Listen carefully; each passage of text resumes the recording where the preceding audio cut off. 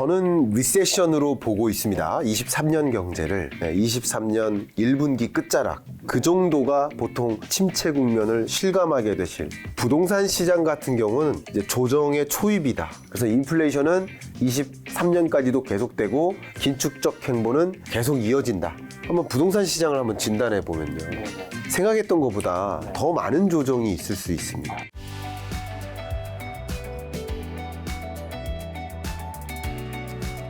자, 실장님, 최근에 부동산이랑 주식시장 현재 상황만 딱 놓고 봤을 때 어떻게 보고 계세요? 간결한 답변을 말씀드리는 네네, 간결하게. 왜냐면 이제 곧 깊게 들어갈 테니까. 네. 2022년 하반기 끝에까지는 주식 투자하지 마시라고 이미부터 말씀드려왔었고 네, 맞아요. 현금이 낮다라고 말씀드려왔었죠. 그 지점에 거의 근접해 가는 모습이다. 예, 저점을 거의 다지는 모습이다. 이렇게 판단하고 있고요. 그 근거는 좀 이따 말씀드리도록 하고요. 충분히 저점에 가까워지긴 했다. 네, 저는 이제 11, 12월로 보고 있었거든요. 네.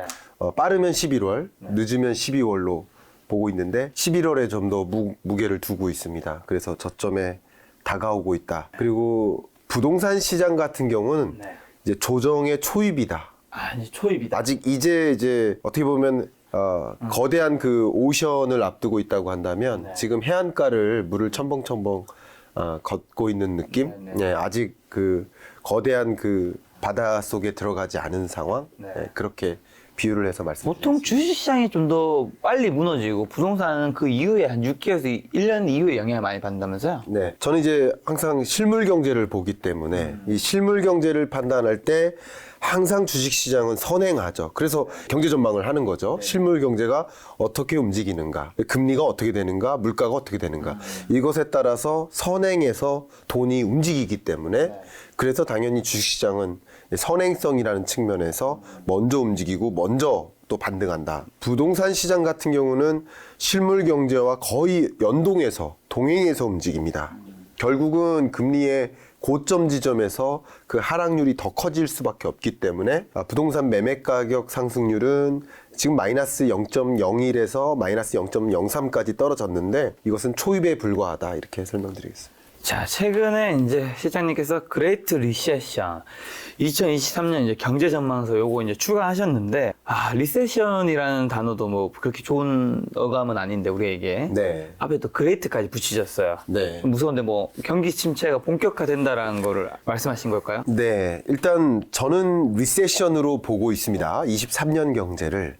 다만 그레이시라는 단어를 붙일 수 있는 이유는 이게 리세션이 그냥 일시적인 것이 아니라 장기화된다, 고착화된다, 그러니까 긴 L자형에 가깝게 전개된다 라고 보는 그 가능성이, 그렇게 보는 경향성이 더 크다라고 보고 있어서 어떻게 보면 장기 리세션의 초입에 해당된다.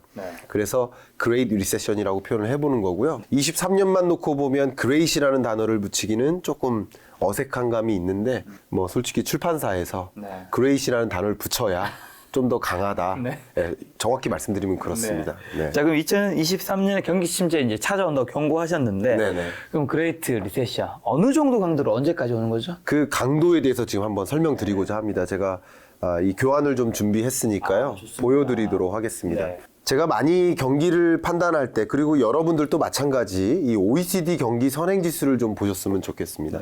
그 지수가 지금 기준선이 100이거든요. 근데 보시는 것처럼 다른 나라들, 우리 한국을 포함해서 OECD 회원국들, 또 미국이나 뭐 중국, 유로존 할 것 없이 100 밑으로 내려가고 있죠. 자, 이런 모습들이 이제 어떻게 전개되는 거냐면 대략 3개월에서 6개월 후의 모습이다 라고 생각하시면 좋아요. 그러면 우리나라나 다른 나라들도 마찬가지, 지금 이 최근 값이 이 100을 밑돌지만 굳이 해석해 본다면 지금 경기 상황은 이 정도라고 볼 수 있는 거예요. 어떻게 보면 마이너스 하강 국면이 뚜렷한 그런 상황은 아닌데 향후 6개월 후의 모습이 이렇게 된다. 그리고 이 경향성을 보면 OECD도 마찬가지 이렇게 될 것이라고 보고 있거든요. 그런 관점에서 100을 밑도는 그런 경제 상황이 계속된다.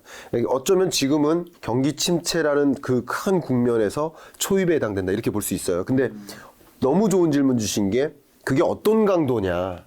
그 강도를 물어보셔서 그것은 이제 또 성장률로 말씀을 드려야 되니까 지난번에 출연했을 때만 해도 이 같은 그래프를 보여드렸는데 그때는 이 빨간 선까지 업데이트된 정보였습니다.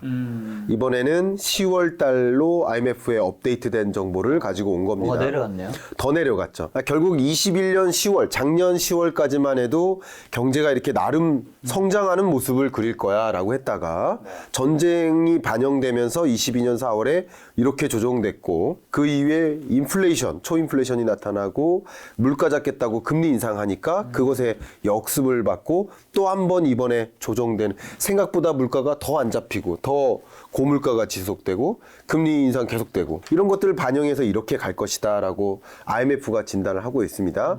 근데 이 미국 경제 성장률 1.0%는요 굉장히 안 좋은 숫자입니다. 그리고 지난 7월과 10월에 똑같이 1.0으로 봤으니까 똑같은 거 아니냐? 다릅니다. 왜냐하면 22년 경제 대비 얼마나 성장할까인데 22년 경제가 굉장히 많이 조정된 거거든요. 0.7%포인트잖아요. 그러니까 0.7%포인트의 조정의 의미가 키가 뭐 100cm인데 뭐 7cm 주는 게 아니라 10cm인데 7cm 주는 그런 느낌인 거예요. 그러니까 2.3%에서 0.7%포인트는 엄청나죠. 거의 3분의 1 정도 되니까 굉장히 많이 주. 그러니까 이런 충격이 있는데도 그 성장률이 1.0으로 유지된다? 기저효과를 반영하면 작년이 안 좋은데 그거보다 1% 성장하는 것과 작년이 좋은데 1% 성장하는 건 다르죠. 그러니까 안 좋은데 또 한 번 더 안 좋은 느낌인 거죠. 이렇게 리세션이 본격화되는 흐름이 23년입니다. 근데 그 강도에 대해서 말씀드렸죠. 제가 다다음 주에 월드뱅크에 가는데 여기 보시면 Is a global recession imminent? 라는 주제의 보고서가 얼마 전에 굉장히 회자가 된 보고서가 나왔어요. 그래서 이분과 미팅을 합니다. 근데 이 그래프 가지고 제가 물어볼 거예요. 갔다 와서 또 우리 김작가 TV랑 뭐 그런 후담을 좀 말씀드릴까 하는데 이 그래프를 꼭 기억해 주십시오. 이 그래프가 굉장히 많은 의미를 제시하고 있습니다. 이게 뭐냐면 통상적으로 그동안에도 여러 번 리세션이 있었단 말이죠. 글로벌 리세션이. 세계 경기 침체 국면이 어떻게 찾아오느냐? 이게 50을 기준선으로 해서 이걸 넘어가면 익스펜션, 확장기. 이렇게 50을 밑돌면 수축기. 그리고 50을 아예 밑돌아 40 미치면 침체기. 이렇게 보시면 좀 도움이 될 것 같아요. 자, 그런데 보통 리세션이 찾아올 때 이렇게 떨어지다가 T0 기간으로부터 그동안 쭉 둔화되다가 이게 성장이 둔화되는 거예요. 그러다가 마이너스 국면으로 가서 T 플러스나 T 플러스 2 기간 즈음에 다시 반등하는 그런 흐름인데 지금 리세션은 22년, 23년까지는 T2. 그러니까 다시 말하면 지금 뭐 무역 적자 6개월 연속, 뭐 경상수지 적자, 고물가, 뭐 고금리, 고환율 이런 얘기하면서 복합 위기다 이런 얘기 하는데 사실 그래봤자 지금 여기밖에 안 온 거죠. 그러니까 통상적인 리세션의 경로에 따르면 아직도 갈 길이 멀다. 그러니까 강도로 치면 지금은 거의 정말 경기 침체 국면도 아니고요. 현재 22년 4, 4분기는 침체도 아니고 그냥 둔화입니다. 그 실질적인 침체라는 것을 여러분이 맞이하는 시점은 23년이 될 것이다. 여기서 그 강도나 정도를 확인해 주시면 좋고 지금보다 더 안 좋아지는구나. 자, 주가가 안 좋아진다는 뜻이 아니라 실물 경제가 일단 실물 경제의 흐름이 이걸 정확히 말씀드려야 돼요. 실물 경제를 얘기하는 것과 주식시장, 자본시장의 흐름과 좀 다르기 때문에 실물 경제의 흐름은 아직 어떻게 보면 경기 침체가 시작도 안 됐다. 그러니까 여러분들이 경기 침체를 실감하는 국면은 보통 고용 충격이 와야 돼요. 근데 우리 또 전문가시잖아요. 그 취업 준비와 뭐 이런 네. 관련. 과거에 책을 낸 적이 있죠. 그렇죠. 그런 책도 내시고 일단 보통 경기가 좋아져요. 네. 그럼 기업들이 당연히 사람을 뽑겠죠. 사람을 뽑잖아요. 근데 뽑는데 걸리는 기간이 있겠죠. 있겠죠. 예. 그리고 경기가 안 좋아요. 그래서 투자를 위축시켜요. 그래서 비상대책회의 합니다. 기업들이. 그러면 일단 우리 채용 줄여 이렇게 할 거 아니에요. 그러면 또 역시 줄이는 기간이 있죠. 그렇죠. 희망퇴직 받고. 네. 그래서 고용을 뭐라고 합니까? 경기 후행적 변수라고 합니다. 그러니까 다시 말하면 지금 뭐 미국도 완전 고용이라고 그러고 우리나라도 아직 실업률 올라가지도 않았어요, 별로. 네. 그런 현상들은 경기 침체 국면에 진입도 하기 전 단계고요. 네. 여러분들이 체감하는 그런 경기 침체는 아마도 조심스럽게 말씀을 드려야 되겠지만 23년 1분기 끝자락 그 정도가 보통 사이클상 침체 국면을 실감하게 되실 겨울을 지날 때쯤 늦겨울 뭐 이런 느낌 그때 많이 좀 체감하실 거라고 생각이 됩니다. 그때 가서 네. 그리고 주식시장은 그런 것들이 좀 선반영되니까 네. 올해 이제 11월이 저점의 끝으로 보신다고. 주식시장은 이제 크게 우리가 봐야 될 변수들이 굉장히 많은데요. 네네. 그래도 가장 우리가 참조해야 될 변수는 금리예요. 그죠? 제가 계속 누누이 말씀드렸듯이. 그러니까 22년 하반기 주가가 계속 떨어지는 이유가 금리 인상인 거예요. 빅스텝, 자연스텝 인상. 근데 금리의 행보로서 보면 그 고점 대비 한 6개월 정도 금리를 더 이상 안 올리는 기간이 있을 거 아닙니까?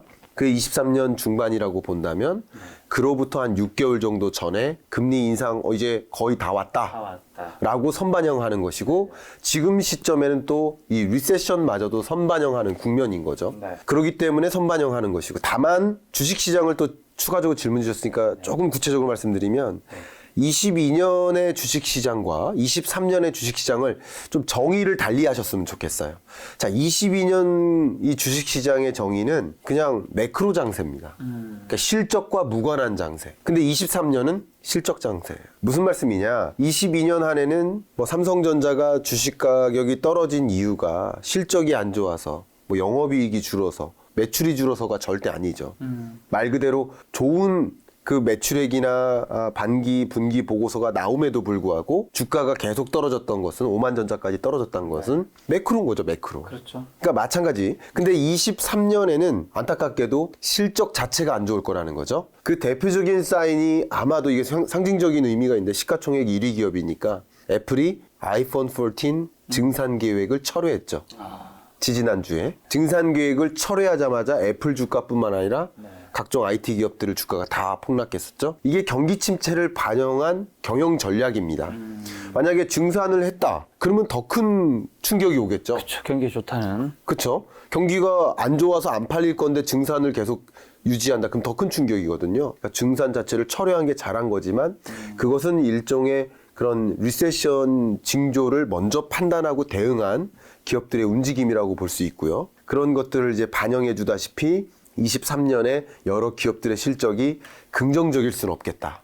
좀 어려운 국면이겠다. 그래서 금리의 고점으로부터 6개월 전에 주가가 저점을 다지긴 하겠지만, 반등을 하더라도 뭐 이렇게 큰 반등을 기대하기는 좀 어려울 수 있겠다 생각합니다. 우측 표지에 내피점이라고 적혀 있는데, 네. 내피점은 어떤 의미인 거죠? 내핍이라는 단어를 네네. 제가 김작가 TV에 나와서 처음 말씀을 드렸던 것 같아요. 네, 제가 맞아요. 여러 채널이나 뭐 이런 네. 방송이라는 영역에서는 네. 제일 처음 거론했는데, 23년 경제를 상징하는 표현이라고 생각을 합니다. 제가 한번 질문 드려봐도 될까요? 네. 그냥 상상력을 발휘해서. 네. 정답이 없는 질문입니다. 지금 보시는 이 그림, 제가 이 책 거의 맨 앞부분에 넣었는데요. 네. 이 그림이 어떤 의미를 하고 있다고 생각하세요? 그냥 정말 초등학교적 상상력. 그러니까 이 분이 예. 성장을 했는데, 네. 그거를 사기에 돈이 좀 부족해서 어릴 때 입던 거를, 아니면 뭐 남인분이 입던 사이즈 안 맞는 걸 지금 입으려고 하는 건가요?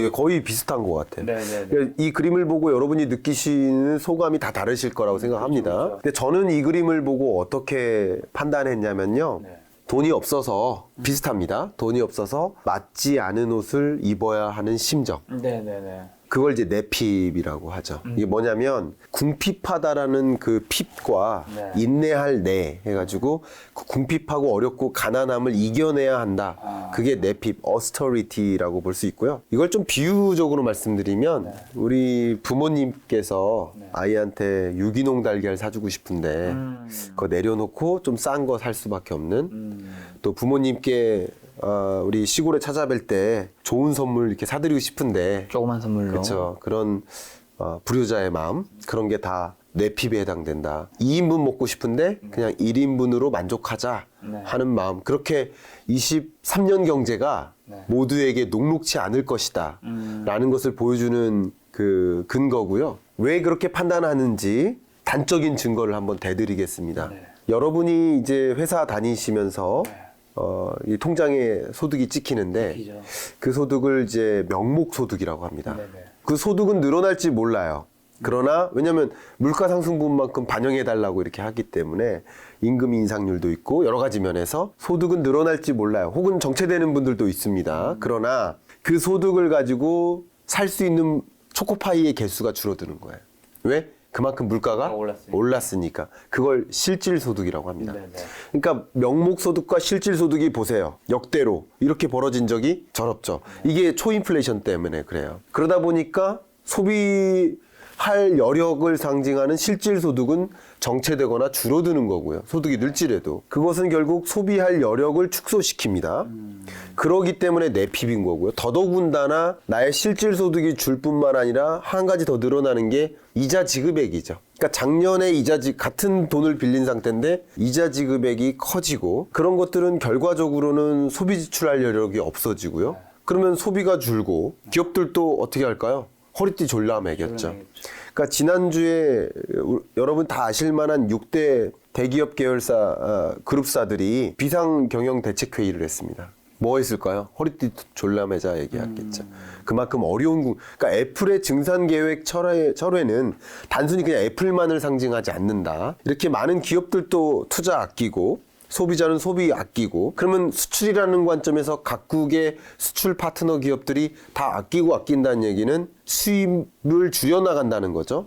그러니까 우리나라 수출도 그러면 소비도 어렵고 투자도 어렵고 수출도 어렵고 좋은 게 뭐가 있습니까? 그러니까 경기가 안 좋아지는 거예요. 그게 경기 침체입니다. 그런 국면에서 23년 경제를 내핍의 시대라고 표현을 해본 거죠. 야, 그럼 이 그레이트 리세션 시대에 돈은 어디로 가나요? 여기서도 우리에게 뭐 부의 기회가 있긴 한 거 아니면 그냥 예금만 하고 그냥 이때는 그냥 조용히 웅크리고 있어야 되는 건가? 너무 좋은 질문 주셨고요. 아마 제 그 프롤로그 부분에 그 문단을 보신 것 같은데 제가 좀 강조하는 표현 중에 하나가 철부지라는 단어예요. 철부지. 예, 철이 여러분 잘 아시겠지만 한글입니다. 한국어예요. 그리고 부지는 이제 한문입니다. 모른다는 거죠. 부지는 알지 못한다. 철을 모른다. 철을 모른다는 계절을 모른다 이 뜻이에요. 이건 심각한 일인데 봄에는 씨를 뿌리고 가을에는 추수를 해야 되는데 가을에 씨 뿌리고 봄에 추수할 걸 기대하면 안 된다. 그게 철부지입니다. 근데 지금 23년 경제가 어렵다는 건 저도 동의하고 그걸 말씀드리러 왔지만 어렵다고 해서 모두에게 위기가 오는 것은 아니다라는 거죠. 그러니까 겨울이면 겨울 준비를 해야 되고 봄이면 봄 준비를 하면 된다는 거죠. 준비된 나를 만들자라는 게 아마도 이 책의 핵심인 것 같고요. 그런 관점에서 어떤 준비를 해야 될지를 말씀드리려고 오늘 온 건데요. 그 속에서도 기회들은 당연히 있습니다. 예, 당연히 있고요. 그냥 한 가지만 먼저 말씀드리면 23년 여러분의 재테크 설계라는 관점에서 제가 혹시 한번 질문 드려볼까요? 우리 재테크계 최대 채널 우리 김 작가님이신데 조금 큰 채널입니다. 자, 그래도 진짜 최고 제가 우러러 보는 채널인데 재테크가 뭐라고 생각하세요? 혹시 이거는 정의가 아닙니다. 정의를 여쭙는 게 아니고 여러분이 생각하시는 재테크의 정의, 재테크가 뭐라고 혹시 아십니까? 많은 재테크 전문가분들을 만나셨지만 재테크는 내가 가진 돈을 불리는 기술? 너무 좋습니다. 예, 거의 정확하신 것 같아요. 저는 재테크를 어떻게 정의하냐면 소득을 자산과 바꾸는 것. 그러니까 소득의 일부를 부동산이라는 자산, 주식이라는 자산과 바꾸는 거예요. 근데 제가 22년 경제 전망 때 말씀드렸던 거는 바꾸지 말라는 거죠. 저축하라는 것이었죠. 왜? 금리가 올라가고 주가는 하방 압력 받고 집값도 떨어지니까 그래서 현금 보유 비중을 늘려라 라고 조언을 드렸었던 거예요. 근데 23년 경제라는 관점에서 아직도 이게 주가에 저점 찍고 반등하는 흐름과 무관하게 아직도 금리는 올라가고 있으니 23년까지 계속 올라갈 것이니까 22년 끝자락에 대출금리가 시중금리가 대략 한 8%까지 올라갈 겁니다. 이거는 정말 무서운 일입니다. 8%? 네. 대출금리 기준으로. 23년은 더 올라가죠. 기준금리 더하기 알파가 시중금리니까 통상적으로 올라갈 가능성이 더 높다고 보시는 게 맞죠. 그래도 기준금리 올라가는데 시중금리 떨어질까? 기준금리의 정의가 쉽게 말하면 한국은행이 시중은행한테 돈 빌려줄 때 쓰는 금리예요. 쉽게 말하면. 그러면 역시 그 돈 빌려받아서 이 시중은행들이 돈을 또 융통시키면서 돈을 버는 거잖아요. 당연히 기준금리보다는 높게 형성되는 게 시중금리겠죠. 그리고 대출금리가 저축금리보다 당연히 높아야 돈을 버는 거지. 이렇게 되겠습니까? 그렇죠. 그러니까 대출금리가 당연히 8% 정도까지 올라간다는 거 거의 기정사실화돼 있는 그런 여러분 그냥 거의 정해져 있다 이렇게 생각하셔도 좋아요. 네. 그럼 23년 더 올라가고 그래서 23년 여러분의 재테크 설계에 있어서 22년 전까지 그러니까 20년, 21년에는 금리가 떨어지니까 이때는 돈을 들고 있으면 절대 안 됩니다. 오히려 돈을 빌려서라도 주식 투자든 부동산 투자든 했어야 되는 시점인 거고요. 정의가 그런 거죠. 근데 23년 경제, 22년, 23년은 금리가 올라가고 있으니 가장 중요한 재테크는 돈 안 빌리는 거예요. 돈 갚는 거죠. 조금 어려운 표현으로 디레버리징이라고 하는 거죠. 20년은 레버리징을 일으켜서 자산을 보유하는 게 좋은 재테크였다면 23년은 레버리징, 빚을 갚는 게 가장 좋은 재테크죠. 쉽게 말씀드리면 8% 대출해서 만약에 8% 이상의 수익을 가져갈 수 있다. 부담스러운데요. 그 얘기예요. 10% 내도 고작 2%를 위해서 위험한 자산에. 그렇죠. 그리고 그 투자하는 데 들어가는 시간과 비용까지 생각해 보면 번다 한들 또 세금도 있고요. 그렇죠. 이런 걸 생각해 보면 그게 버는 게 아니거든요. 그런 관점에서 빚 갚는 거 굉장히 좋은 재테크고요. 네. 여전히 23년은. 그리고 저축도 좋습니다. 네. 저축도 저는 안전추구형이라고 한다면 저축을 저는 포트폴리오에서 많은 비중을 갖는 것이 좋겠다라고 생각을 하고요. 주식시장도 이제 저점을 뒤로 하고 반등은 할 테니까 조금 공격적 투자자라면 추천하고 싶습니다만 적극적으로 추천하고 싶은 그 포트폴리오를 늘리라고 말씀은 안 드리고요. 부동산은 갖지 말으셔야죠. 23년에. 네, 그렇게 의견을 좀 드리겠습니다. 자, 긴축의 시대가 책에서 장기화된다고 하셨는데 왜 그런 걸까요? 물가 때문이죠. 네. 종전까지만 봐도 그러니까 그 질문은 곧 물가 안 잡히는가라는 질문하고 거의 유사해요. 그렇죠? 그러니까 결국은 제가 22년 하반기 때 우리 김 작가 TV 거의 뭐 매월 출연할 때마다 이걸 설명드렸던 것 같아요. 물가, 금리, 시장. 그러니까 지금 일어나고 있는 모든 경제 국면의 변화가 이 세 단어로 요약이 다 됩니다. 물가가 너무 높으니까 금리를 올리고 시장이 그게 시장에 충격을 주죠. 네. 외환시장 강달러, 네. 주식시장 주가 하락, 네. 부동산 가격 조정, 실물경제 충격. 한 네 가지 부문에 시장에 영향을 주는 건데 네. 결국 긴축의 시대가 22년에 다 마감하고 23년에는 금리 인하 시작할 수도 있겠다라고 봤던 분들이 많이 있었고 그렇게 종전까지만 해도 봤는데 네. 왜냐하면 물가가 빨리 잡힐 거라고 생각했거든요. 근데 생각보다 물가가 정점은 찍고 떨어지지만 네. 생각보다 장기화되기 때문에 그렇습니다. 그 부분을 한번 설명드려볼까요? 네, 정점 어쨌든 찍었다 생각하시는 건데 네, 다만 이제 급하게 내려오기보다는 약간 좀 천천히 맞습니다. 그 뜻인 거죠. 그럼 정점 찍었나라는 질문이 곧 바꿔 얘기하면 정점 찍었냐? 라는 질문과 그러면 인플레이션 끝났냐라는 질문을 이제 함께 더해서 주신 너무 좋은 질문이에요. 그 질문에 답변을 드리려면 그래프를 먼저 보겠습니다. 네. 자, 이게 우리나라 물가예요. 우리나라 물가 상승, 이게 동그라미를 표시한 게 소비자 물가 상승률입니다. 그러니까 지난 7, 8, 9월 물가 상승률인데 7월 달 6.3 이게 고점이었다라고 생각하시면 좋겠죠. 근데 재밌게도 이 물가 상승률에 선행하는 지표가 있는데 그게 이 수입 물가 상승률이에요. 보세요. 수입 물가가 오르죠. 조금 격차를 두고 소비자 물가가 오르죠. 수입 물가가 또 떨어지죠. 조금 격차를 두고 소비자 물가 상승률이 정체되죠. 그다음 수입 물가가 다시 오르죠. 다시 급등합니다. 그리고 이후에 여기서 정체되죠. 그리고 수입 물가가 많이 잡히죠. 국제 유가나 원자재 가격이 떨어지면서 그러면서 이 국내 물가 상승세가 잡히는 모습인 거예요. 그러니까 수입 물가 상승률이 소비자 물가 상승률을 약 3개월 정도 선행해서 먼저 움직인다. 근데 수입 물가 상승률이 생각보다 많이 잡히는 국면으로 가고 있습니다. 강달러임에도 불구하고 잡히는 국면입니다. 이것은 인플레 정점 찍었다는 것을 동의케 해주는 근거가 됩니다. 첫 번째 근거고요. 두 번째 근거를 또 하나 드리면 물가 상승률을 계산할 때 제가 누차 말씀드렸지만 전년 동월의 가격과 비교하는 거예요. 예를 들어서 이 커피 한 잔의 가격을 전년 커피 가격과 비교하는 거예요. 전년 동월과. 그러면 오늘 이번이 10월 달이잖아요. 그러면 21년 10월과 비교하는 거예요. 그러면 만약에 이때 많이 올랐다면 물가 상승률이 어떨까요? 지금 비싸다 하더라도 별로 안 오르죠. 별로 안 오르는 거예요. 근데 지금 그냥 많이 안 올랐다 하더라도 이때 유독 떨어졌었다면 무조건 오르는 거죠. 그러니까 이게 다 기저효과라는 뜻인 거죠. 그러니까 물가 상승률을 계산하는 게 전년 동월 대비 등락률을 계산하는 거기 때문에 전년 동월 물가를 봐야 됩니다. 보시면 21년 7월 전까지만 해도 뭐가 우려됐던 경제죠?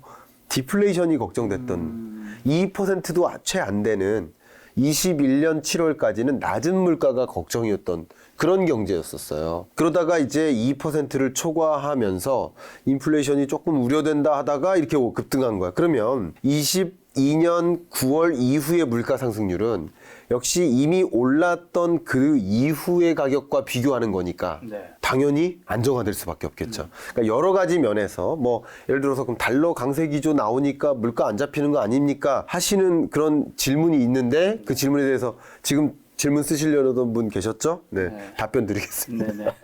라이브 강의처럼 제가 강의해드리겠습니다. 자, 보면 이 우리나라의 수입 물가가 그렇게 중요해요. 우리나라도 중요한데 미국은 더 중요합니다. 그래서 미국이 강달러를 안 놓는 거예요. 물가를 잡아야 되니까.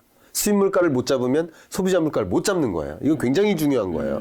그러니까 우리나라도 원자재나 부품이나 다 사다 쓰잖아요. 그러니까 그 가격이 비싸면 소비자 물가에 반영이 되는 거예요. 시간적 격차를 두고. 자, 그런데 우리는 달러를 가지고 산단 말이에요. 근데 달러 기준으로는 이렇게 떨어졌는데 재밌습니다. 이걸 원화로 환산하면 덜 떨어진 거죠. 이게 무슨 말이냐면 달러 강세 기조 때문에 그래요. 달러로 이 물건을 산다면, 그러니까 예를 들어서 원자재 가격이 떨어지는 만큼 수입 물가가 떨어지는 모습이에요. 그죠? 근데 이걸 원화로 환산하면 강달러니까 더 많은 원화를 줘야 돼요. 그러니까 보시면 원화 기준, 달러 기준의 차이가 그렇게 안 나다가 강달러 기조가 본격화되면서 차이가 나죠. 둘이. 벌어졌네. 예. 그러니까 달러 강세가 소비자 물가를 잡는데 한계를 준다라고 해석할 수 있는 거고요. 다만 원화 기준 수입 물가 상승률을 봐도 고점 대비 떨어지죠. 그것은 달러 강세가 수입 물가 잡는데 걸림돌이 되긴 하지만 그래도 원자재 가격 떨어지는 것만큼 그만큼을 상쇄할 만큼의 강달러는 아닌 것으로 해석이 되죠. 이러니까 수입 물가, 강달러가 유지되는 한 수입 물가 못 잡는 거 아니냐 하지만 이미 잡히는 모습 보이시죠? 예, 그러니까 그만큼 원자재 가격의 하락 속도가 반영되는 모습이다. 공급망 병목 현상도 나름 조금은 해소되는 모습이다. 그래서 인플레이션 정점 찍었다라고 볼 수 있는 거예요. 그다음 또 중요한 게 이게 조금 비슷한데 미국 물가입니다. 지금은. 미국 물가도 9.1% 찍고 얘네는 6월에 찍었습니다. 먼저 고물가 찾아왔어요. 그리고는 나름 안정화되는 모습인 겁니다. 지금 이 CPI 물가 상승률 기준으로 했을 때 유사하죠. 그러니까 미국 물가랑 우리나라 물가랑 그 흐름이 비슷해요. 근데 워낙 미국은 더 수입형 국가니까 무역 적자국이잖아요. 만성. 그러니까 수입 물가가 굉장히 중요하다 이렇게 볼 수 있는데 다만 정점 찍었나 안 찍었나는 덜 중요하다. 이 말씀 드리고 싶어요. 왜 그러냐면 이 보세요. 2%가 목표 물가인데 여기까지 떨어지려면 언제 걸릴까요? 그래프를 다시 그냥 통계학적으로 이렇게 종의 그래프를 그린다고 해보세요. 이게 보통 평균선에 해당되거든요. 아직 멀었죠. 그러니까 인플레이션 고점 찍고 안정화되는 건 팩트인데 거의 그럴 것이라고 자부할 수 있는데 그러나 그게 그렇게 의미가 없다. 무슨 말이냐면 2%라는 목표 물가까지 떨어지려면 23년 내에는 그걸 구경하기가 어렵다. 정의를 드린다면 23년에는 대략 4% 수준까지는 떨어질 수는 있습니다.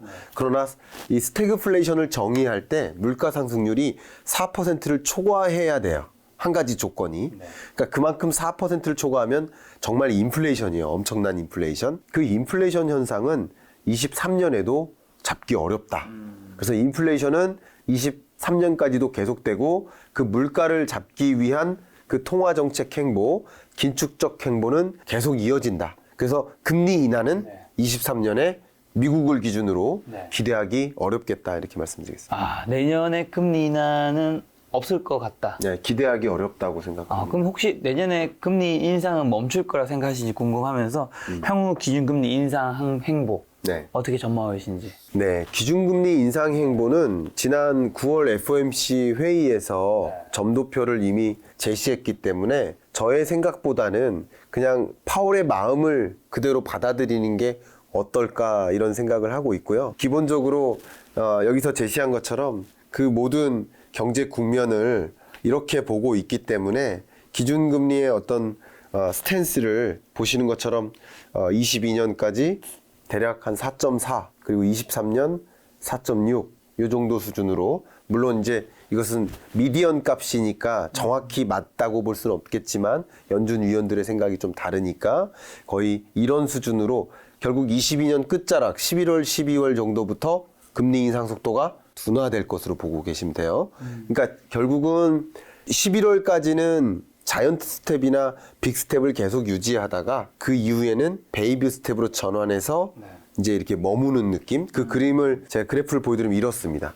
보시는 것처럼 미국은 먼저 금리 인상 단행하다가 자 자이언트 스텝, 그 빅 스텝, 베이비 스텝 이런 식으로 하다가 거기서 계속 한동안 머무는 느낌의 기준금리 의사결정을 하고요. 유로존과 영국도 열심히 인상은 하지만 미국만큼은 아니고요. 그리고 뒤늦게 인상하는 흐름이죠. 그러니까 이게 뭐를 보여주나요? 킹달러를 잡는 모습이죠. 제가 뭐 방송에서는 뭐라고 표현했냐면 뉴스라인에서 장거리 쇼트트랙 달리는 것 같다. 장거리 쇼트트랙을 보면 이 속도 싸움이 아니죠. 순위 싸움이잖아요. 그죠? 그러면 달릴 때 다 같이 천천히 달리면 힘은 덜 들겠죠. 근데 만약에 누군가 한 명 치고 나가면 치고 나가면 걔를 잡기 위해서 막 따라가죠. 그러니까 이 따라가는 흐름이 주로 유로존과 영국, 스웨덴 이런 나라들이에요. 왜? 그만큼 에너지발 물가 상승세가 높고요. 미국보다 더 높아졌어요, 지금. 그러니까 미국은 먼저 고물가를 경험했고 9.1%대를 그리고 영국이나 다른 나라들은 뒤늦게 이제서야 고물가를 경험해요. 10%대를 초과합니다. 그 물가를 잡아야 되고 또 물가를 잡으려면 뭐를 잡아야 돼요? 수입 물가를 잡아야 돼요. 이 선진국들은 수입 물가를 잡아야 돼요. 그럼 수입 물가를 잡으려면 달러 강세를 막아야죠. 그러니까 자국 통화 가치를 강하게 만들어야죠. 그러니까 그 전쟁인 거예요. 순위 싸움을 하는데 미국이 먼저 치고 가서 강달러를 우리도 막기 위해서 따라가는 모습. 그리고 어쨌든 다 따라가면 23년 중반부터는 그 지점에 머무른다. 왜냐하면 이 기간은 왜 머무를까요? 테크니컬하게 말씀드리면 만약에 김 작가 TV에 영상을 하나 올렸다가 뭐 누군가 막 댓글을 막 달아요, 나쁘게. 그러면 혹시 내린 적도 있으신가요? 그 영상이요? 예. 만약에? 거의 내리지 않죠. 그죠. 마찬가지. 그분을 내리죠. 전 내리지 말아주세요. 아, 근데 예를 들어서 김 작가님이 실수를 하면 내릴 수도 있겠죠. 아, 당연히 있죠. 당연히. 치명적인 실수를 하면. 그러면 내가 지금 올렸다가 그 영상을 내렸다는 얘기는 나의 실수를 인정하는 거잖아요. 약간 그런 느낌이에요. 그러니까 금리 인상이라는 게 인기 없는 정책이라는 건 다 공감하시죠? 인기 없는 정책을 그렇게 막 단행했다가 그 다음 달 FOMC 회의 때 다시 인하해요. 그럼 뭐라고 할까요? 그럴 거면 왜 올렸냐? 예, 당연히 테크니컬하게도 그렇습니다. 연준 위원들도 그런 것을 다 생각하고 있을 거예요. 다 직장인이니까 쉽게 말하면. 예? 쉽게 말하면. 좋은 직장. 네, 좋은 직장이지만. 예, 어쨌든 그렇습니다. 제가 그런 거를 다음 주 그 FOMC 회의 가가지고 질문 드릴 거예요. 실제 좀 냉철한 질문을 드려볼 거예요. 갑자기 인하할 수 있느냐? 직업인으로서. 제가 그런 걸 좀 여쭤보려고 해요. 왜냐면 이제 정형화된 정보가 아니니까 정형화되지 않은 정보를 물어보고 싶어요. 저는 정형화된 정보는 여러분 다 아시니까. 그죠? 공개되어 있으니까. 그런 통화정책 결정이기 때문에도 그렇고요. 또 한 가지는 앞에 말씀 계속 드렸던 것처럼 물가 아직 안 잡혔기 때문에 2% 골, 2%라는 목표 물가에 아직 부합하는 수준으로 안 내려왔기 때문에 당장 금리를 이제 물가 잡혔나 보다 하고 인하해버리면 다시 물가 급등할 수 있거든요. 소비 갑자기 늘어나고 투자 갑자기 늘어나고 그런 것들이 있기 때문에 어쨌든 고금리 시대를 계속 유지해 나간다. 이렇기 때문에 제가 말씀드린 게 저축은 23년에도 유효하다라고 말씀드린 겁니다. 자, 그럼 금리 상승으로 전 세계에서 벌어질 일들은 좀 어떤 것들이 있을까요? 금리 인상으로 인해서 제가 아마 한 4, 5개월 전부터 계속 강조했었던 게 신흥국 위기입니다. 결국 유엔에서 얼마 전에 금리 인상 그만하라 라는 사인을 제시했어요. 유엔이라는 국제기구에서 특정 국가의 통화 정책에 대해서 맞아. 지적한 건 처음이에요. 아, 처음인가요? 네. 그러니까 제가 알기로는 처음입니다. 네. 제 인생에서는. 네. 예. 뭐 역사 속에 있었을지 모르지만 아마 처음일 겁니다. 예. 혹시나 있었다고 하실까봐. 방금 약간 살짝 빠져나가는 느낌. 누군가. 없었는데 잠깐 이거 있었을 수 있겠구나. 아니 1950년대 있었다니까 누군가도 그럴 수도 있으니까. 네네네. 네, 제 역사 속, 제 인생 동안에는 네. 제 연구자 인생 동안엔 처음 있는 일이고요. 갑자기 불신하게 되는 느낌. 아니요. 선배들도 다 그렇게 얘기하더라고요. 선배도. 알겠습니다. 여보세요. 이 영상 내려가는 거 아니죠? 아닙니다. 네, 좋습니다. 그렇게 유엔에서 직접적으로 얘기한 이유는 네. 재밌게도 IMF는 9월 달에 또 월드뱅크도 역시 10월 달에 9월, 10월에 걸쳐서 IMF는 10월 달이죠. 뭐라고 목소리를 냈냐면 같이 긴축적 통화 정책 스탠스를 유지해야 된다라고 얘기를 했어요. 얘네들은. 그런데 유엔은 혼자 뭐라고 했나요? 유엔은 혼자 하지 말라고 한 거거든요. 이게 뭐냐면 국제기구라 하더라도 그 국제기구가 있는 이유가 달라요. 명분이. 결과적으로는 유엔이라는 기구 자체가 워낙 그 개발도상국이나 저소득 국가 이들을 이제 보호하기 위한 국제기구 성격이 강하기 때문에 그렇다고 볼 수 있고요. 결과적으로는 이게 뭐냐면 22년에 미국과 유로존과 영국이 금리를 지들끼리 막 달리 경주하는 거예요. 우리는 그렇게 달릴 여력이 없는데 그 달리는 모습이 결과적으로는 신흥국 입장에서 부담이 되겠죠. 네. 가뜩이나 코로나19 대응하려고 네. 재정 투입 다 했고 지금 부채 끌어다 썼고 그리고 외국인 자금 유출도 엄청나게 일어나고 그래서 굉장히 불안하고 몇몇 국가들은 이미 외환위기 대응하느라고 달러도 다 쓰고요. 네. 그리고 구제금융 신청한 나라들도 있고요. 스리랑카나 뭐 방글라데시 같은 나라들 뭐 그런 나라들도 있고요. 이미. 그러니까 그런 과정에서 미국이 자꾸 금리 인상하는 행위는 신흥국들의 위기 가능성을 더 부추기기 때문에 취약 신흥국들을 고려해서 금리 인상 그만해라라는 거죠. 물론 미국이나 유로존은 금리 인상을 통해서 경기 침체를 만들 거야라는 뜻이에요. 경기 침체를 유도하고 있는 모습이에요. 네네. 왜냐하면 그래야 물가가 잡히니까. 예. 물가가 잡히지 않고 계속 올라가는 이유는 공급은 부족하고 수요는 폭발했던 거예요. 그러면 공급을 늘릴 수는 없다면 소비를 잡겠다는 거. 그렇죠. 이거예요, 이거. 소비 침체, 투자 침체, 경기 침체를 만드는 거예요. 그래서 물가를 잡겠다는 거예요. 네. 그건 좋아. 그 미국이야 그럴 수 있고 유로존도 좋고 그렇게 할 수 있어. 그러나 앞에 말씀드렸던 신흥개도국들은 전혀 그럴 준비가 안 되어 있다는 거죠. 지금 현재. 그래서 위기 가능성이 더 점증되고 있는 국면에서 그러지 말라라는 사인이라고 생각하면 좋을 것 같습니다. 자, 그럼 현재 한국은행 기준금리는 얼마죠?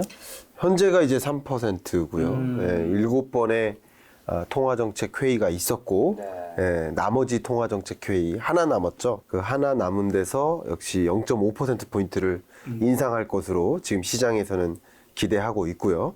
최근에도 빅스텝을 했고 한 번 더 빅스텝 가능성이 좀 높아진 상황입니다. 그리고 23년에는 기껏해야 베이비 스텝 기조로 전환될 텐데 그 베이비 스텝 기조가 그렇게 많지는 않을 것이고 기껏해야 2번 정도. 아니 보통은 한 번 정도. 그래서 터미널 웨이트 기준으로 보면 3.75에서 4. 4%는 좀 어렵다라고 보고 있습니다. 그러니까 다시 말하면 한미 간의 기준금리는 이제 역전된 채로 용인해 나가는 모습인 거예요. 그리고 기준금리가 반드시 역전된다고 해서 자금 유출이 있는 것은 아닙니다. 여러분 한번 생각해 보세요. 주식 투자도 선행한다고 말씀드렸잖아요. 선행하는 것처럼 한미 간의 기준금리 인상 그리고 역전 이것을 몰랐을까요? 투자자들 당연히 알았죠. 이미 한미 간의 기준금리는 역전될 것이다라고 하면서 기준금리 역전되기 전 단계 약 6개월 동안 외국인 자금 유출이 있었던 것이고요. 역전되기 시작하는 지점이 7월이었던 걸로 기억하는데 그 이후부터는 오히려 순유입이 있었습니다.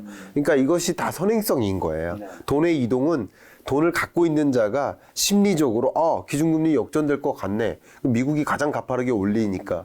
그러면 이제 역전되니까 자금 유출이 필요하겠구나 하면서 한국에 투자했던 주식이나 채권으로부터 돈을 빼가지고 현금 확보로 전환한 거고 달러로 갖고 있었던 거죠. 강달러 기조 속에. 이렇게 돈을 자꾸 이동시키면서 투자자들이 투자를 해 나가는 모습인 거죠.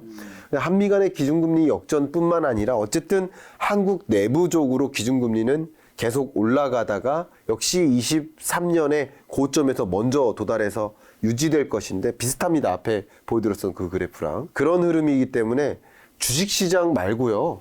한국은행의 기준금리, 오히려 미국의 기준금리 스탠스가 한국 주식시장에 영향을 주고요. 왜냐하면 미국 기준금리 인상 여부는 미국 주식시장에 영향을 주고 그게 한국 주식에도 영향을 주기 때문에 그렇게 순서를 보시면 좋겠고, 한국 기준금리는 부동산 시장에 영향을 준다라고 보시면 좋을 것 같아요. 그러면 어쨌든 대출 금리를 높게 만들기 때문에 22년 끝자락에는 한 8%, 그리고 23년에는 그거보다 조금 더 높아지는 8, 9%까지 대출 금리가 올라갈 것으로 보고 있습니다. 올해 연말 8%. 네. 그러면 이 정도는 한번 부동산 시장을 한번 진단해 보면요. 생각했던 것보다 더 많은 조정이 있을 수 있습니다. 아, 정말요? 이게 왜 그러냐면 이 투자자들은요, 도저히 이 8% 이상의 이 금리를 감당을. 이자 부담을 그리고 앞으로도 계속될 것 같다라는 걱정. 지금도 이자 부담 큰데 근데 하물며 주택 가격은 떨어지잖아요. 그러니까 갭 투자자나 다주택자들이 집을 정리하는 액션이 들어가는 거예요. 그게 소위 23년입니다. 22년 끝자락부터 이미 그런 현상이 있는데, 그럼에도 불구하고 지금 거래가 완전히 절벽인 상태이기 때문에 이게 거래가 안 되는 국면에서 더 불안한 거예요. 그래서 가격을 더 떨어뜨려서 내놓습니다. 그게 23년 초예요. 그런데 매수자 입장에서 잠재적 매수자라고 해볼게요. 혹은 잠재적 투자자라고 해보면 내 집 마련 투자자도 마찬가지. 역시 이 높은 금리를 부담하고 집을 살 수가 없는 거고요. 물론 나는 대출 없이 집 살 수 있는데요 라고 하실 수 있지만, 그렇게 경제를 보시기보다 전체 내 집 마련 수요와 집을 사고자 하는 그 수요, 전체 수요 중에 한 70% 이상이 대출을 끼고 사는 수요이기 때문에 이들이 수요가 위축되면 전체 수요가 위축되는 결과라고 해석하는 게 맞겠죠. 그러면 주택 가격을 전망하는 데 있어서 수요자를 위축시키게 만들고 매도자는 좀 강하게, 매도세를 강하게 만드는 거죠. 그러니까 지금 그걸 여실히 여러분들이 확인할 수 있는 그 지표가 주택가격 전망 CSI입니다. 그 CSI 지표를 보면 그냥 이 통계를 집계한 이래로 최저점이라고 보시면 좋아요. 이게 주택가격 전망 CSI 그래프인데요. 근래 20년 팬데믹 때 갑자기 뭐 팬데믹 선언하고 공인중개사무소 방문도 안 하고 그때 그런 적이 있었어요. 그때가 주택가격의 근래 들어 저점이라고 보시면 좋아요. 근데 그때보다도 매수 심리가 더 얼어붙었다라는 것을 보여주는 증거죠. 그러니까 다시 말하면 김작가 TV에 나와서 여러 전문가들이 코멘트하는 전망 말고 여러분들이 갖고 있는 믿음인 거죠. 앞으로 향후 주택 가격은 이렇게 흘러갈 거야 라고 믿고 있는 그 믿음 자체가 얼어붙고 있는 거야. 그런 연유에서 의외로 부동산 정책이나 그 밖에 다른 요소가 영향을 미치기보다 금리 그 자체가 수요와 공급에 영향을 미치는 국면이라고 제가 강조하고 싶습니다. 그런 것들이 주택 가격을 좀 떨어뜨리는 요인이라고 볼 수 있는 것이죠. 그럼 당연히 내년 부동산 시장 전망은 더 하락할 거라고 보시겠네요. 네. 그 상승률을 보면 제가 매년 경제전망서에 부동산 시장 편에 이 그래프를 제시해드리고 있는데요. 근거를 한번 말씀드리면 금리랑 한번 생각해요. 다른 거 다 버리시고 금리라는 단어와 주택가격 상승률을 생각해 보세요. 그럼 2020년 제로금리로 떨어뜨리고 금리 계속 낮은 금리 유지했죠.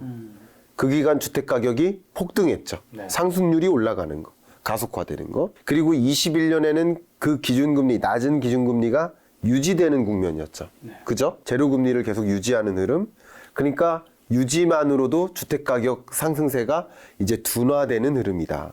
이렇게 보시면 좋겠고요. 그리고 22년 전망할 때도 그랬고 23년도 마찬가지. 22년, 23년은 적극적으로 금리 인상하는 그런 기간이니까 주택가격 상승세가 바닥을 향해서 제로를 향해서 올 것이다 라고 했었고, 그리고 23년은 이게 좀 더 빨리 찾아왔습니다. 하락세로 전환되는 건 더 빨리 찾아온 거예요. 왜냐하면 예상했던 것보다 금리 인상 속도가 더 가파라진 거예요. 그런데 이게 주간 주택가격 증감률이기 때문에 전국 아파트 매매가격 상승률 기준입니다. 그걸로 말씀드리면 지금 최근래에 마이너스 0.2, 마이너스 0.3 요 수준까지 왔어요. 그러니까 이것은 주택가격 조정률의 시작 국면이다. 그러니까 보통은 부동산 시장의 조정기가 오면 그동안 역사적으로 봐도 3년에서 4년 정도 조정기가 옵니다. 근데 사이클상. 근데 조정 국면에서 지금 이렇게 조정되기 시작한 게 지난 한 6월 정도부터예요. 마이너스로 전환된 게. 6, 7, 8, 9입니다. 그 기간 동안 이렇게 조정됐고 그리고 금리의 인상 속도보다도 이 부동산 시장은 금리의 레벨이 중요하다는 거죠. 앞에 말씀드렸던 것이. 그러니까 기준금리 인상 속도에 따라서 주식 가격에 영향을 미치는 것이 있겠다면 부동산 시장은 그냥 금리의 레벨 자체가 중요한 거고요. 그 금리가 23년 중반까지 올라가는 과정에서는 당연히 지금보다 더 많은 이자를 부담하고 집을 사야 되는 그런 경로이기 때문에 주택가격 조정은 더 있습니다. 그래서 만약에 제가 이 그래프를 여기서 더 그린다고 한다면 23년에는 자 여기서부터 이 선이 여기에 있다고 해본다면 23년에는 이렇게 더 조정되는 거죠. 더 밑으로 떨어집니다. 더 떨어지는 국면까지 생각해보면 뭐 마이너스 1% 정도의 근처까지 하락률이 더 조정될 겁니다. 그러니까 23년 중반 정도가 한 5, 6월 정도가 기준금리의 고점이고 그때부터 계속 유지된다 그러면 그 지점이 소위 시중금리가 가장 높은 지점이에요. 그런 지점에서는 조정률이 더 커요. 물론 그 기간을 지난다고 이게 플러스로 전환되는 건 아닙니다. 여전히 마이너스지만 예를 들면 이건 거죠. 여전히 여기가 마이너스잖아요. 근데 마이너스 정도가 약화되잖아요. 그러다가 플러스로 전환되잖아요. 그러니까 이런 국면이 장기화된다는 거죠.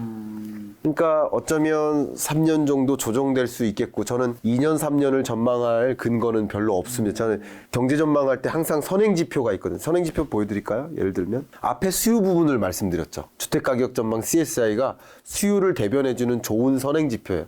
그러니까 수요가 이렇게 얼어붙어 있다라는 것을 보여주는 거예요. 그러니까 안 산다 이거죠. 아무리 싸게 나와도 안 산다, 못 산다는 거야, 못 산다. 그리고 여러 가지 지표들 뭐 한 30가지를 제시했겠지만 단적인 공급 지표를 보여드리겠습니다. 공급 지표는 자 건설사들이요. 이 분양 사업을 하겠다 하면 제일 먼저 국토교통부에 가서 뭐 할까요? 인허가를 받아야 돼요. 그럼 인허가 건수가 있을 거 아니에요. 그 지표가 집계될 거 아니에요. 통계가. 그럼 인허가 받은 날로부터 대략 2년, 3년 후에 분양이 완료가 돼요. 자 그러면 인허가 실적이라는 이 지표는 대략 2년 정도를 선행하는 그쵸. 공급 물량의 선행 지표 맞습니까? 네. 그렇죠. 인허가 실적을 보시면 돼요. 근데 인허가 실적이 보신 것처럼 2020년까지 계속 줄어들었죠. 그러다가 21년, 22년 반등하죠. 그러면 이게 선행 지표니까 2021년 반등하는 모습은 공급량이라는 관점에서는 23년부터 어떻게 됩니까? 공급이 늘어나는 거죠. 이게 뭐냐면 문재인 정부 때 부동산 뭐 공급 엄청나게 하겠다라고 계속 정책을 발표했었는데 공급 계획인 것이지 실제 공급량은 2년, 3년 후에 결정돼요. 지자체에서 동의도 못 구해요, 심지어.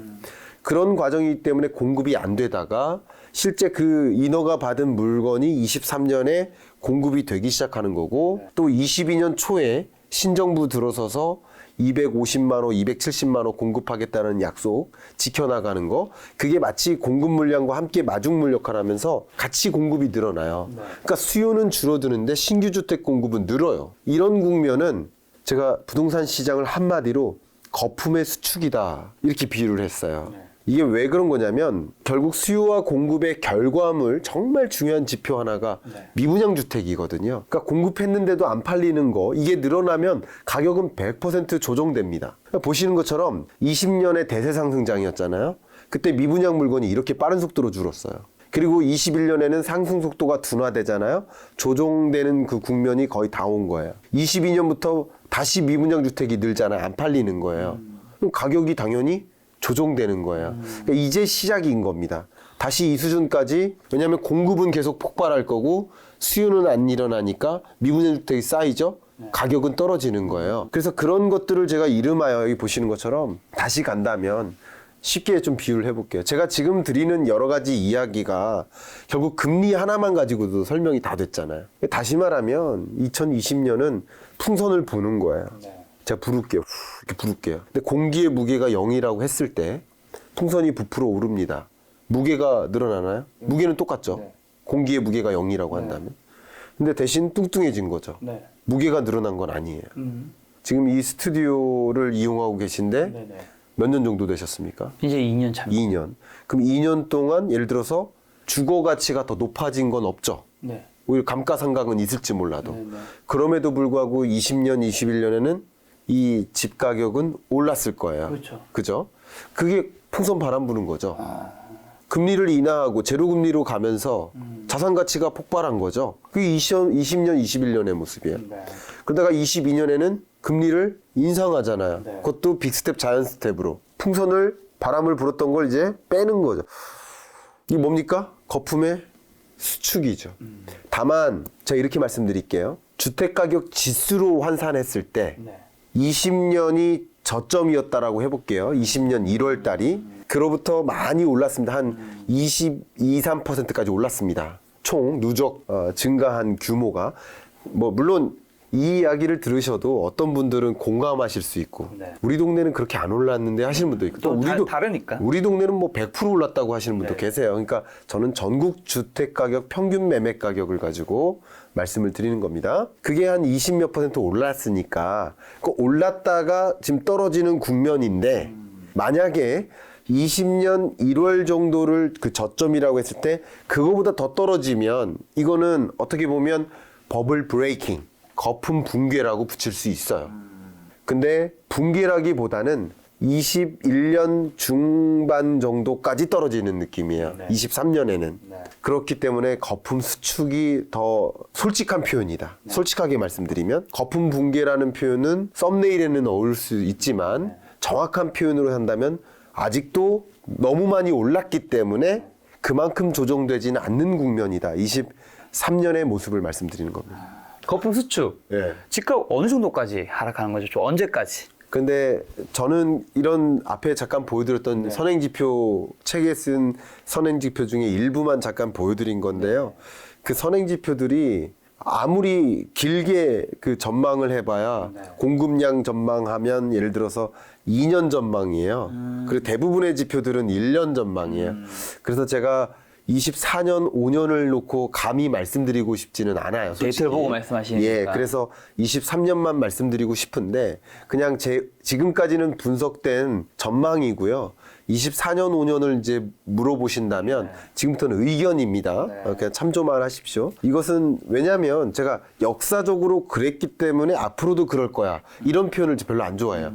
왜냐하면 그전의 역사와 똑같이 반복되지가 않기 때문에 그래요. 지금 모든 이런 여러 가지 것들이 그래서 제가 책에다가도 어떤 문장을 넣었냐면 어제 풀었던 그 숙제의 공식을 오늘 만난 그 숙제를 풀면 그 공식으로 틀린다. 안 풀린다는 거죠. 네, 절대 안 풀립니다. 그래서 그런데 그래도 지금으로서는 그 유추할 수 있는 방법이 역사밖에 없기 때문에 그동안의 주택가격의 조정기가 3년에서 짧게는 길게는 4년이에요. 그러면서 부동산 가격의 사이클을 자꾸 그린 거예요. 업앤다운. 그렇기 때문에 조정 국면, 그러니까 20년, 21년, 22년 초까지는 상승 국면이었다면 22년 중반부터는 이제 하락 국면인 거고 이 하강 국면이 뭐 짧게는 3년이라고 보통 통상적인 경우에 그렇게 봅니다. 그렇기 때문에 24년, 5년 그렇게 긍정적으로 보진 않습니다. 역시 조정되는 국면이라고 생각을 하고요. 다만 생각보다 빠른 속도로 금리 인하가 또 전개된다. 만약에 24년 초에 혹은 23년 끝자락에 그러면 다시 상승 국면으로 접어들 수도 있습니다. 결국 이런 모든 스탠스가 부동산 전망해 주세요, 주식 전망해 주세요. 이 모든 것들이 금리 전망에 달려 있는 거죠. 그래서 저는 그렇게 의견을 드리고 지금의 싶습니다. 부동산 시장의 하락이 좀 가속화되는 요인은 당연히 생각지 못한 이제 금리 가파른 좀 인상 그렇습니다. 요거인 거겠죠. 네. 이런 상황에서 무주택자, 1주택자분들 좀 어떻게 하면 좋을까요? 무주택자는 당연히 지금 사지 말라고 하실 것 같고, 네, 그래도 청약은 받아도 되는 거죠. 네, 청약은 좀 차이가 있는 그렇죠. 거죠. 싸게 받는 왜냐하면 거니까. 오히려 사이클을 이용할 수 있는 방법 중에 하나가 아닌가 생각을 합니다. 그래서 사실 23년 전망 말고 22년 전망부터 무주택자가 청약을 시도하는 것은 적절할 수 있겠다라고 의견을 드린 것이 그런 겁니다.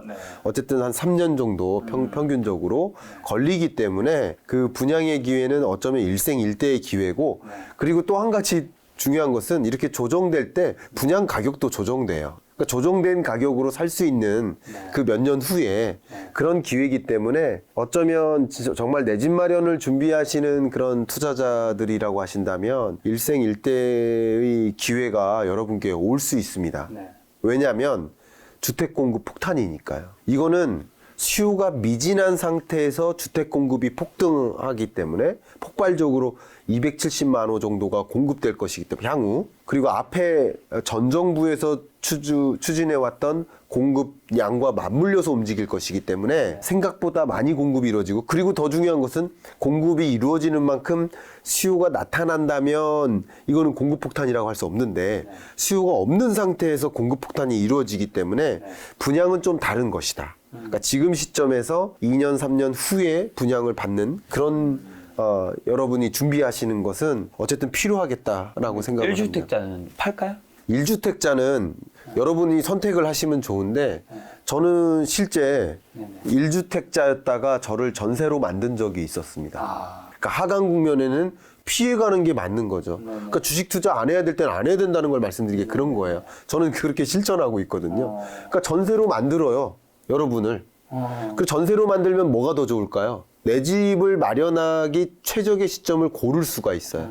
이게 왜 그러냐면 내 집을 갖고 있으면 결국 내 집이 안 팔릴 때는 못 가잖아요. 그렇죠, 그렇죠. 네, 내 집과 내 집을 교환하는 그런 일시적 2주택자의 경우에는 그것을 적절한 매수 타이밍을 타이밍 어렵죠. 잡기가 어려운데, 여러분이 세입자일 경우라면 상대적으로 내 집 마련의 기회가 더 많습니다. 타이밍을 잡기가 훨씬 유리합니다. 근데 지금 어쨌든 조정 국면인데 여러분이 만약에 조정되는 국면 동안에는 집을 안 들고 계시다. 그러면 유리한 거죠. 물론 가끔 아마 지금 댓글을 준비하시는 분들이 계실 겁니다. 그렇게 복잡하게 살아야 됩니까? 그러니까 네? 내 집 마련 한 채는 투자가 아닌데. 그 투자가 아닌데. 자, 그 분에게 제가 반문해 볼게요. 물론 여러분이 그런 게 여유가 있으시다면 여러분 알맞게 선택하면 되겠는데, 평균적인 근로소득자. 제가 앞에 그 평균 근로소득을 보여드렸었잖아요. 그 평균 근로소득이 386만 원 정도 됩니다. 근데 이 386만 원 근로소득자가 만약에 1억을 비싸게 주고 샀다, 집을. 1억을 혹시 싸게 주고 샀다. 1억을 더 받고 팔았다. 1억을 덜 받고 팔았다. 이게 더 복잡한 일입니다. 여러분이 평균적인 근로소득자가 돈을 1억 모아서 1억 더 주고 집 사는 게 그게 더 복잡한 삶이에요. 오히려 떨어질 때 안 들고 있고 올랐을 때 팔고 하는 것이 덜 복잡한 삶 아니겠습니까? 근데 뭐 이제 많은 전문가들 얘기하시는 거는 그래도 내 집 팔지 말라고 하는 거는 그 타이밍을 일반 개인이 참 맞춰서 다시 팔았다가 다시 샀다 하는 게 참 쉽지 않다. 뭐 그런 생각 때문에 그런 얘기 하시는 것 같아요. 그 부분에 대해서는 저도 동의합니다. 여러분이 타이밍을 못 잡겠다라고 하신다면 그냥 뭐 들고 계신 것도 여러분의 판단인 건데요. 그런 면에서 제가 또 의견을 드린다면, 그러니까 이거죠. 우리가 이제 통계학에 오류가 있어요. 통계학에서 이제 잘한 통계 선택이 뭐냐, 의사결정의 통계가 있는데 오를 건데 들고 있었어요. 잘한 거죠. 떨어질 건데 안 들고 있었어요. 잘한 거예요. 잘한 거죠. 근데 오류는 뭐냐면, 의사결정의 오류는 떨어질 건데 들고 있었어요. 혹은 안 들고 있는데 올랐어요. 두 가지가 오류예요. 타입 1, 타입 2 에러라고 합니다. 근데 상대적으로 들고 있는데 떨어지는 게 그 충격이 덜해요. 왜냐하면 내가 결정한 것이고, 그리고 주거 가치라는 것이 있기 때문에 내 집에 살고 있을 때의 마음, 그렇죠. 그리고 그 주거 가치, 환경, 뭐 그런 정주 여건, 뭐 이런 것들을 고려해 보셔서 내 집을 계속 갖고 계시는 것도 여러분 필요하시다면 하셔도 좋겠습니다. 그러나 좀 여러분이 주택 시장을 좀 공부하시고 1억을 좀 떨어질 때 안 들고 있고, 또 다 조정됐을 때 그때 또 적절한 타이밍에 뭐 경매로 사든 금매로 사든 그때 또 싸게 사보겠다 하면 두 번 돈 버는 거죠. 그죠? 1억 떨어질 때 안 들고 있고, 그러니까 그런 선택을 하실 거라면 여러분의 그 판단에 따라서 의사결정을 하실 수 있으면 좋겠고요. 저는 그렇게 한다는 거죠. 제가 오히려 그게 덜 복잡하게 사는 거다라고 생각하고 있기 때문에. 실장님 말씀드리니까 저도 집을 팔고 싶은데 산 지 6개월밖에 안 돼서.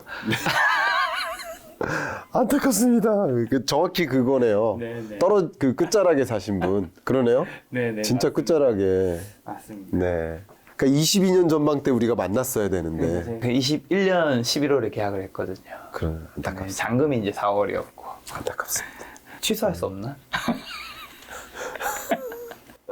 안타깝습니다. 자, 그러면 무주택자 분들은 언제부터 좀 집을 사도 되는 거죠?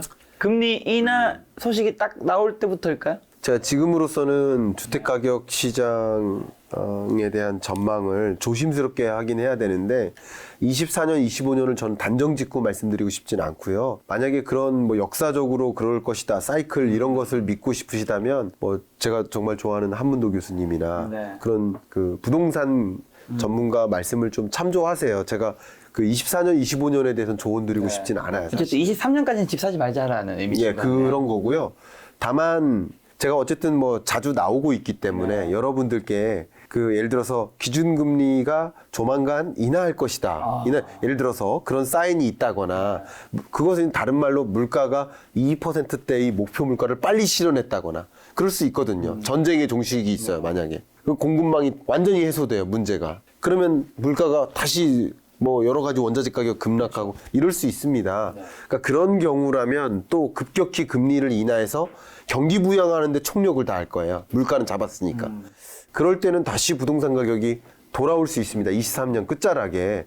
그런 경우라면 제가 23년 끝자락에 다시 한번 말씀드릴 거니까 지금으로서는 여러분의 포트폴리오, 그러니까 그런 걸 리밸런싱이라고 하죠. 네네. 경제 여건이 어떻게 변화하느냐를 반영하면서 그 스탠스를 바꾸는 거죠. 근데 지금으로서는 23년에는 네, 현금이 낮다. 이렇게 조언 드리고 싶은 겁니다. 자, 그럼 부동산에서 마지막으로 좀 가장 좀 지금 특히 조심해야 하는 아파트. 뭐 제 생각에는 아파트나 빌라 이런 데보다는 특히 대출을 많이 끼고 사는 뭐 지산, 상가, 꼬마 빌딩, 오피스텔 네. 이쪽 시장이 굉장히 조금 위태로워질 수도 있고 어떻게 보면 꼬마 빌딩이 몇 년 동안 굉장히 핫했는데 네. 왜냐하면 꼬마 빌딩 특히나 대출을 뭐 80%까지 되니까 네네. 그 부담이 사실 엄청날 거란 말이죠. 네. 꼬마 빌딩 금매들이 2023년부터는 네. 점차 나오기 시작할 것이다. 맞아요. 이런 얘기 들리던데요. 어떻게 그러니까 이런 일련의 부동산 시장의 모습이 제가 그래서 거품 수축이라는 표현을 쓴 겁니다.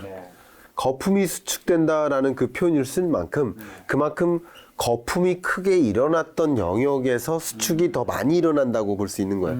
어떻게 보면 이게 탄력성인 거죠. 가장 대표적인 게 기술주잖아요. 주가도 급등할 때 기술주가 먼저 급등하고 떨어질 때는 이 하락장을 견인하잖아요. 그런 모습처럼 이게 탄력성이 높다라는 거예요.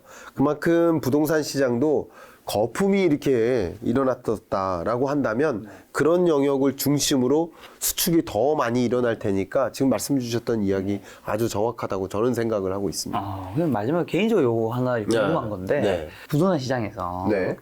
이제 갭 투자라든가 대출을 끼고 많이 사서 네. 지난 이제 부동산 시장 몇 년 동안 상승기 때 부자가 되신 분들을 많은 분들이 이제 댓글에서든 여론에서 좀 안 좋게 보는 분들이 있었잖아요. 네. 뭐 저는 안 좋게 보는 이유도 좀 공감이 되기도 하는데 네. 어떻게 보면 그때 갭 투자 대출을 많이 쓰신 분들이 예. 초기에 많이 하신 분들 지금도 뭐 이미 많이 보셨겠지만 네. 조금 이제 중반이나 뒤늦게 하신 분들은 어쨌든 이 부동산 폭락기를 맞게 되면 네. 본인에게 엄청난 이제 또 큰 피해가 올 수 있는 거잖아요. 네네. 지금 요즘 들어서 생각하는 거는 그 갭 투자든 대출을 많이 쓰는 거 우리가 좋게 볼 이유도 안 좋게 볼 이유도 타인 입장에서 있을까라는 생각이 드는 거예요. 왜냐하면 결국 본인이 좋은 것도 아니면 지금 앞으로 안 좋은 것도 다 감내하는 영역인데 어떻게 보면 지난 6, 7년 동안 계속 오르다 보니까 네. 이게 감내가 아니라 이거 땡겼으면 좋은 거였는데 얘네 너무 편하게 이거 땡겨가지고 부자 됐네. 네. 이렇게 생각한 게 있지 않았나라는 생각이 요즘 좀 들더라고요. 예, 너무 좋은 말씀이시고요. 어떻게 생각하실지 궁금해요. 그러니까 결국 우리가 모두 부자가 되고 싶은데 그 부자를 싫어하는 경향이 있죠. 솔직히 말씀드리면. 그러니까 나는 부자가 아닌데 나는 부자가 되고 싶어요. 그러면서 그 부자 된 사람들을 좀 싫어하는 경향이 있지 않나. 네. 뭐 그런 질투의 하나의 심리인가 아닌가 뭐 그런 생각을 해보고요. 법의 테두리 안에서 적극적으로 경기 진단하면서 네. 또 투자 의사결정하는 것은 저는 장려해야 된다고 보고 그런 우리는 자본주의 시대를 살고 있기 때문에 네. 저는 그것을 그렇게 비방하고 싶지는 않습니다. 다만 제가 지적하고 싶은 것은 뭔가요? 그러니까 갭 투자자든 아니든 무리하게 과다한 부채에 의존해서 투자를 해도 좋습니다. 언제? 레버리징의 시대. 그러니까 시대를 규명하고 20년, 21년은 레버리징을 일으켜서 적극적으로 갭 투자해야 된다라고 판단하는 거 저는 매우 긍정적으로 생각합니다. 다만 이제 22년 중반부터는 레버리징 시대가 아닌 거예요. 긴축의 시대인 거예요. 디레버리징을 해야 된다는 거죠. 빚을 갚는 게 가장 중요한 재테크 전략이어야 된다는 거죠. 생각해 보세요. 8% 주택담보대출 금리를 의존하면서 8% 수익을 벌 수 있습니까? 지금 이런 국면에서. 그러니까 만약에 집값이 23년 연중에 오른다 하더라도 이 정도 높은 금리만큼, 금리가 수익성이니까 5%, 8%대의 수익성을 볼 수는 없어요. 그러니까 이런 것들을 가감해 보면 23년은 내 집 마련의 시기가 아니다라고 보는 거예요. 그런 것처럼 제가 지적하고 싶은 것은 갭 투자자든 그냥 투자자든 내 집 마련 투자자든 적어도 금리 여건을 좀 보고요. 네. 또 경기 여건을 보고 사이클을 좀 보면서 그 컨셉에 맞는 의사결정을 해야 된다는 거죠.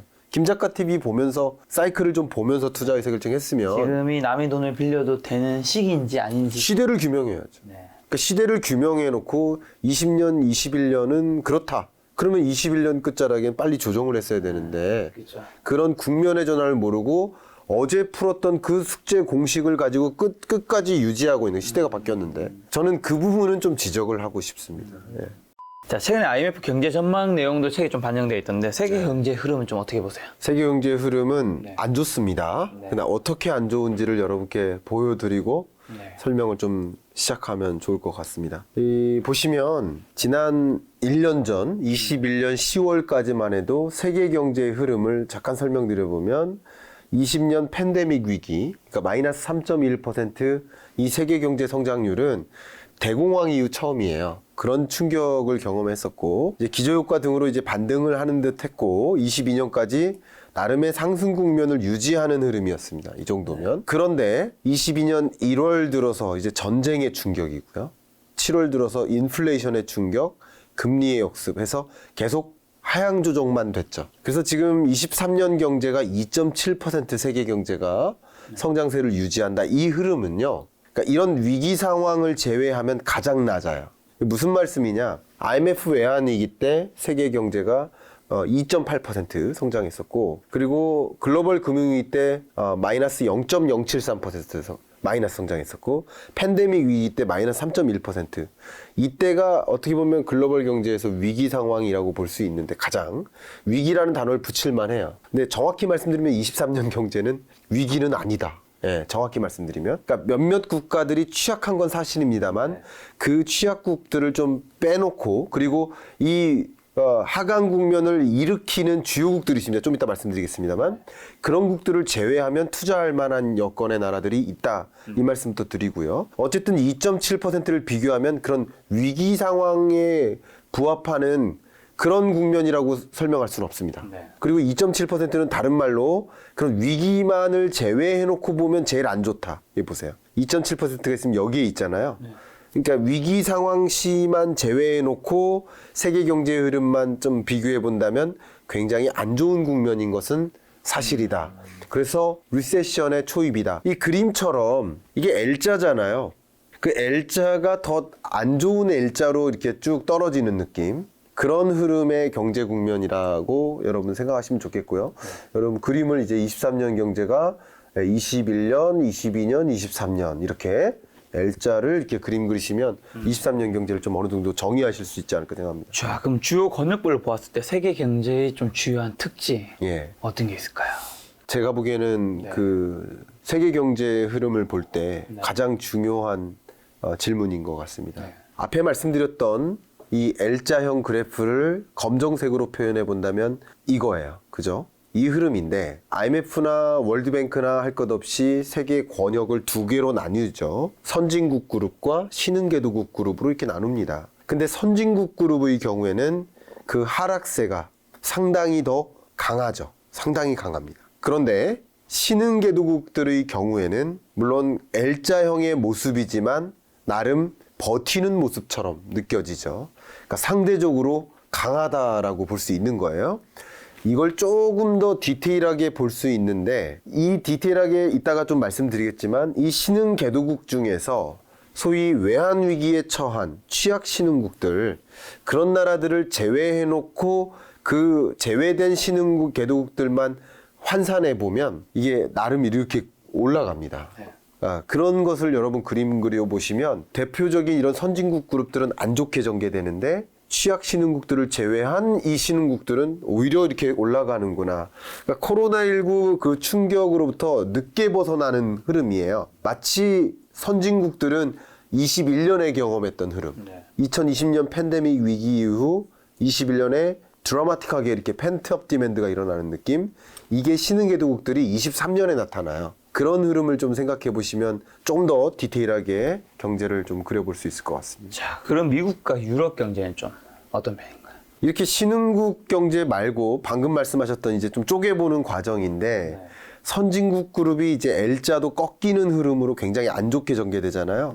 사실은 이런 흐름을 유도하는 나라들이 미국과 유로존이에요. 안 좋은 나라 중에 제일 안 좋다.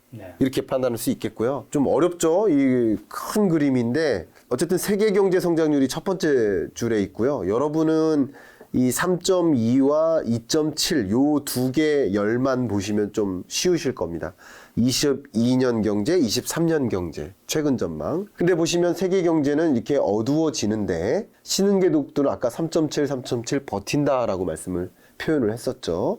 근데 여전히 좋은 국면은 아닙니다. 3.7%가. 그래도 한 5% 수준 요 정도가 좋은 흐름인데 신흥개도국 치고는 3.7이면 좋은 건 아닙니다. 자, 근데 선진국 권역 중에서 이렇게 안 좋다고 했는데 특히 어디가 안 좋습니까? 미국이 안 좋습니다. 1.6, 1.0%로 크게 조정되는 국면이고요. 특히 2023년 경제를 종전에 전망했을 때는 2.6%로 굉장히 견조한 흐름을 유지한다라고 보다가 1.0으로 낮춰 잡은 거예요. 그런 것을 보면 미국 경제가 어떻게 보면 점입가경이다. 가면 갈수록 안 좋아지는 그런 흐름이에요. 금리 역습을 받는 거예요, 이제. 그러니까 경기 침체를 용인하겠다라는 제롬 파월의 의사결정처럼 실제 경기 침체가 야기되는 국면이 23년이라는 거죠. 지금 경기 침체 시작 안 된 겁니다. 그러니까 무서운 곳이 오고 있다. 언제 온다? 23년에 온다는 거죠. 지금은 안 온 거예요. 여러분 좀 안 좋다 하지만 아직은 그 경기 침체 국면에 진입도 안 한 거예요. 아직은 둔화 국면입니다. 둔화되다가 지하실로 들어가는 게 경기 침체거든요. 둔화 국면이라고 생각하시면 좋겠고요. 그 선진국 그룹 중에 뭐 영국이나 그 밖에 다른 선진국들, 우리나라도 여기에 있겠지만 일본 나라는 그나마 지지하는 흐름이에요. 유지하는 흐름. 결국 선진국 그룹 중에서도 미국 유로존이 특히 안 좋다. 그 이유는 그만큼 물가 상승세가 높고요. 특히나 유로존 같은 경우는 에너지 위기 그리고 식량 위기 더더군다나 겨울을 만나죠. 겨울이 오고 있기 때문에 이 에너지 위기는 굉장히 심각하고요. 제가 책에 OECD 홈페이지에 있는 그 사파를 하나 붙여놓은 게 있어요. 그게 모습이 뭐냐면 대략 한 60대로 보이는 어른이 유러피언 어른이 라디에이터에 몸을 가까이 붙이고 있는 모습이에요. 이렇게 라디에이터에 이렇게 붙이고 있는 모습이에요. 이게 뭘까요? 추워요. 추우니까. 추운데 라디에이터를 세게 안 틀은 거예요. 그러니까 손을 붙이고 있는 모습이에요. 이해가시죠? 그게 많은 걸 상징해요. 그러니까 러시아가 에너지 공급을 차단하는 에너지 무기화를 진행하고 있고 또 이 와중에 유럽은 러시아에 대한 에너지 의존도를 0으로 만들자. 그걸 이제 리파워 EU라고 해서 에너지 개혁 정책을 단행합니다.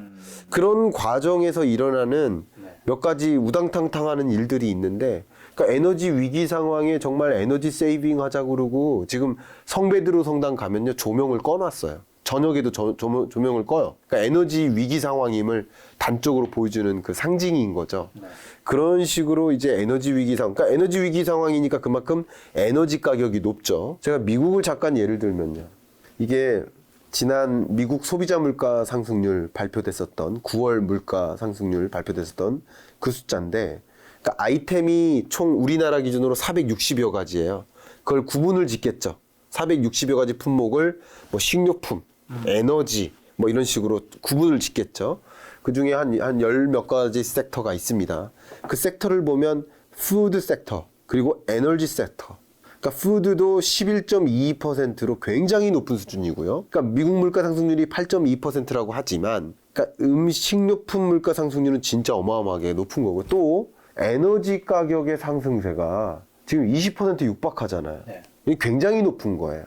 결과적으로는 이런 물가 상승세가 미국은 어떻게 보면 약과입니다. 유로존은 더 심해요. 더 러시아에 대한 그 가스 의존도가 높은 나라들이 정말 말 그대로 에너지 위기 상황을 견뎌내기 때문에 그 에너지 가격을 중심으로 전반에 걸친 가격 상승세가 이어져서 유로존도 자이언트 스텝하고 스웨덴도 1%포인트 금리 인상하고 영국도 자이언트 스텝하고 그 이유입니다. 물가가 너무 치솟아서. 결국은 이 고물가와 고금리의 충격을 이제 받게 되는 국면이 23년 경제라는 것이고 그런 면에서 23년 경제 미국과 유로존이 경기 침체에 가장 먼저 진입하고 가장 혹독한 겨울을 지낼 것이다. 그 겨울이 지나고 나서는 경기 후행적인 변수 고용 침체도 야기될 것이다 이렇게 보고 있습니다. 자, 요즘에는 신흥국 네. 위기들이 좀 이야기 많이 들리던데 네. 외환위 가능성 없는지랑 좀 가장 지금 힘든 취약한 나라는 어디일까요? 네. 앞서 말씀드렸었던 그 취약 신흥국들인데요. 저도 이 취약 신흥국들에 대해서 여러 번 말씀드렸는데 이 부분 잠깐 좀 이따 말씀드리고 일단 신흥국 경제 전체 큰 틀을 먼저 말씀드리면 어떨까요? 왜냐하면 여기에 굉장히 중요한 포인트들이 있어서 제가 여러분께 설명을 드리고 싶습니다. 이 신흥국 경제 중에서도 좀 구분을 좀 해볼게요. 보시면 여러분 이제부터는 좀 편하게 EAP라는 단어를 익숙하게 가져가시면 좋겠습니다. 이 보신 것처럼 아시아 패시픽, 아시아 태평양 지역 이렇게 하시면 좋겠고요. 이 아시아 태평양 지역의 경기 동향을 잠깐 보려고 하는데 비교를 해보겠습니다. 이게 중국 경기예요. 이게 프리 팬데믹, 코로나19 직전의 경제를 그냥 100으로 놓은 거예요. 그때 이후 20년 4분기에 이미 중국은 먼저 펜트업 디맨드가 일어났어요. 21년에도 폭발적으로 성장했어요. 2020년 1, 2분기 때 꺼졌다가 20년 4분기에 거의 제자리로 돌아온 거야. 팬데믹 이전 수준으로. 21년에도. 근데 22년 들어서 꺼지기 시작하죠. 대봉쇄나 이런 것들이죠. 그러니까 중국 경제의 모습이에요. 그런데 여기 보시면 하늘색이 EAP 중에서 원래 EAP 안에 중국이 들어가거든요. 근데 중국을 제외한 EAP가 하늘색입니다. 하늘색을 보면 2020년 4분기까지 팬데믹 충격을 고스란히 받다가 세계 경제처럼 고스란히 받다가 나름 꿈틀꿈틀 회복되는데 21년 끝자락에 코로나19 이전 수준으로 돌아오고 22년에 온전히 회복되는 경로예요. 괜찮죠, EAP가. 그리고 이 세계 경제에서 EAP를 제외한 거예요. 그 제외해놓고 세계 경제를 보면 그렇게 좋지 못하죠. 그러니까 결국은 세계 경제 좋지 못하고 중국 경제도 꺼지는데 EAP만 올라간다라는 것이에요. 자, 여기서 조금 더 이제 위기 상황에 처한 신흥개도국들과 그냥 폭발적으로 성장하는 신흥개도국들을 구분해 볼게요. 구분하는 조건은 이 두 가지입니다. 경기와 물가예요. 결과적으로 이렇습니다. 물가는 높은데 저성장인 나라들이 여기 있어요. 몽골리아, 미얀마 이런 나라들. 그러니까 이게 다른 말로 뭡니까? 물가는 치솟고 저성장이니까 스태그플레이션에 처한 나라. 이런 나라들 위기 국가입니다. 근데 물가는 낮고 성장세는 높은 나라는 반대로 유망한 국가들이에요. 그리고 이것은 알아서 선택하시면 되는 겁니다. 물가도 낮고 저성장하는 게 중국인 거예요. 대표적인 거. 태국도 마찬가지. 자, 그러면 이 국가들에 좀 주목을 해봐야 되겠냐? 보시면 베트남, 필리핀, 말레이시아, 인도네시아, 캄보디아. 요 정도를 좀 일단 주목해 주시고요. 그 국가들의 흐름을 중국과 비교해서 좀 설명드려 보겠습니다. 보시는 것처럼 중국 같은 경우는 20년, 21년 회복되다가 22년 들어서 꺼지죠. 근데 인도네시아 같은 경우는 20년 충격 이후 반등했죠. 말레이시아도 충격 이후 반등했죠. 필리핀도 충격 이후 반등했죠. 타일랜드도 역시 태국도 충격 이후 반등했죠. 결과적으로 저는 23년 경제라고 칭했을 때 코로나19 셔크로부터 리바운딩한 나라. 이런 EAP에 투자하라라는 말씀을 드리고 싶어요. EAP, ETF 투자 저는 굉장히 추천을 드리고 싶은 마음입니다. 왜냐하면 미국도 어렵고 중국도 어렵고 유로존도 어렵고 근데 이 EAP 권역이 지속적으로 성장한다 생각해 보면 그리고 또 한 가지 중요한 게 미중 패권 전쟁 중에서 공장을 미국으로도 옮기지만 중국이 아닌 그 밖의 신흥국으로 옮겨요. 그 옮기는 대상국들이 또 EAP 국가들이에요. 그래서 EAP에 좀 투자를 하시는 걸 좀 추천을 드리고 싶습니다. 근데 아까 주셨던 질문 중에 그런 와중에 EAP를 제외한 나머지 신흥국은 제가 말씀드린 듯이 그렇게 좋지 못하다라고 말씀드렸잖아요. 그만큼 위험한 국면에 놓여 있는 거예요. 취약한 국가예요. 근데 그 취약성, 특히 대외 건전성, 이것을 판단하는데 많이 쓰는 그 지표들이 이런 것들이에요. 좀 어렵지만 제가 말씀은 안 드리고 넘어가겠습니다. 뭐 예를 들어서 경상수지가 적자라든가 총 외채가 많다든가 특히 단기 외채가 유독 많다든가 그러면 단기간 안에 자금 유출이 있을 때 대응할 방법이었거든요. 그때 우리나라 외환위기 왔었던 거거든요. 어쨌든 환율 절상률을 가지고 했을 때 절하폭이 크다든가 이런 나라들이 자금의 유출이 높을 가능성이 높고 외환보유고도 부족하고 IMF로부터 구제금융 받을 수밖에 없는 나라들, 그런 나라들, 이런 여러 가지 잣대를 가지고 IMF나 월드뱅크나 BIS나 이런 국제기구들이 위기 상황 여부를 진단합니다. 그 진단된 결과가 여기 위에 있는 것인데요. 그 고위험군에 해당되는 나라가 이런 나라들입니다. 특히 이런 것들을 2개 혹은 3개 뭐 이렇게 충족하는 나라들, 그런 나라들 정말 위험하죠. 여기 제시된 것처럼 특히 터키, 예, 남아공, 인도, 헝가리 요 정도 나라가 좀 많이 취약한 구조에 있고요. 뭐 이미 위기에 처한 나라들은 제외하고 얘기하는 겁니다. 대표적으로 스리랑카, 방글라데시 이런 나라 말고 그 밖에 좀 대외 건전성이 취약한 나라, 이런 나라들은 이런 여러 가지 지표로 봤을 때 좀 위기 상황에 놓여 있다.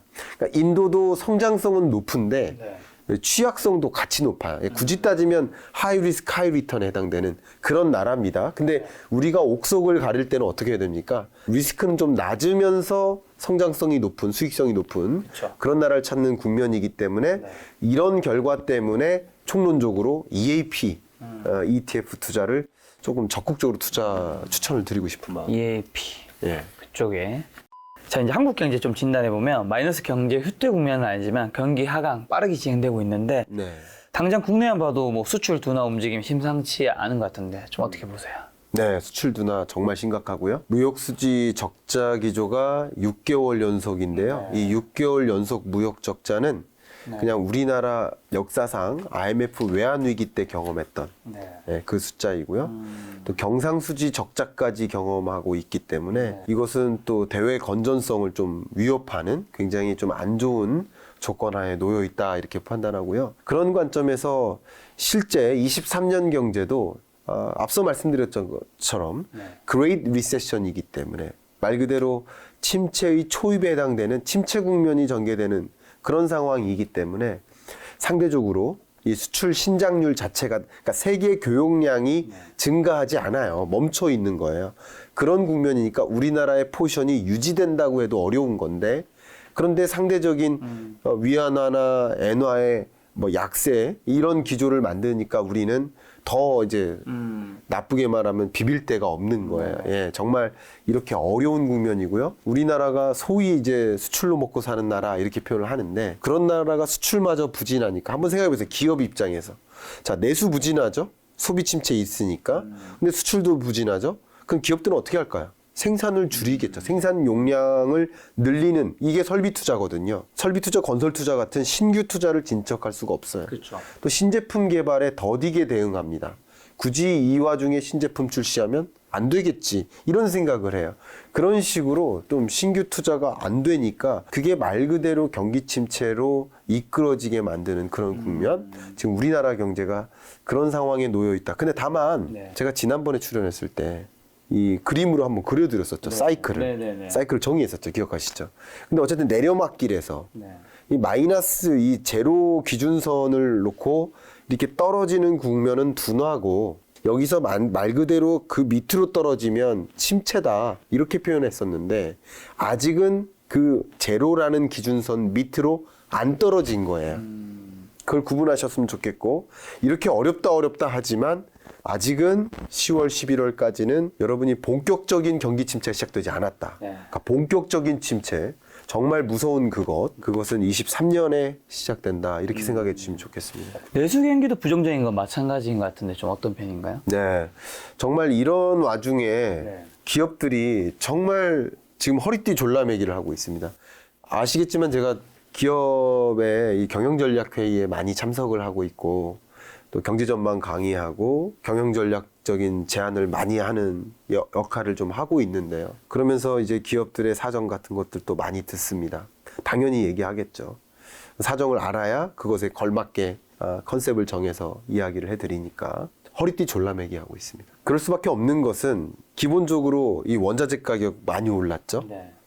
그 원자재 가격뿐만 아니라 직원들 입장에서 노조 입장에서는 물가 인상분만큼은 우리 임금에 반영을 해달라.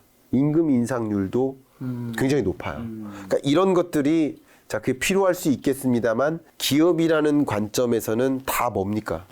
예, 비용이에요. 비용 부담이에요. 비용 부담. 인건비도 비용이니까. 그쵸. 비용 부담이 계속 올라가는 과정인 거야. 그런데 만든 이 제품들이 잘 팔리는 국면이냐? 수출도 안 되고 소비도 안 되는데 잘 풀리긴 뭐가 잘 팔립니까? 그죠? 그러다 보니까 기업들이 졸라매기를 하는 거예요. 졸라매기를 쉽게 말하면 이런 겁니다. 비상경영 대책회의 하면 소위 말하는 사장단 미팅 때 어떤 얘기를 하겠습니까? 우리가 영위하는 사업군이 A, B, C, D가 있는데 이 중에 C와 D는 캐시카우. 지금 굳이 추가적인 투자를 안 해도 돈을 계속 벌어다 주는 사업군이에요. 근데 A 같은 경우는 지금 투자 자금이 많이 들어가요. 근데 당장 돈이 안 돼요. 그럼 뭐를 철수시킬까요? 이렇게 어려운 국면에. 그렇죠. 이런 걸 이제 경영학에서는 스타 사업군이라고 하죠. 캐시카우 사업군이 있고 스타 사업군이 있으면 스타 사업군 같은 것을 철회해요. 그쵸. 근데 생각해 보면 이 캐시카우 사업군은 이미 고용이 다 채워져 있기 때문에 추가적인 고용을 유발하지 않아요. 그죠?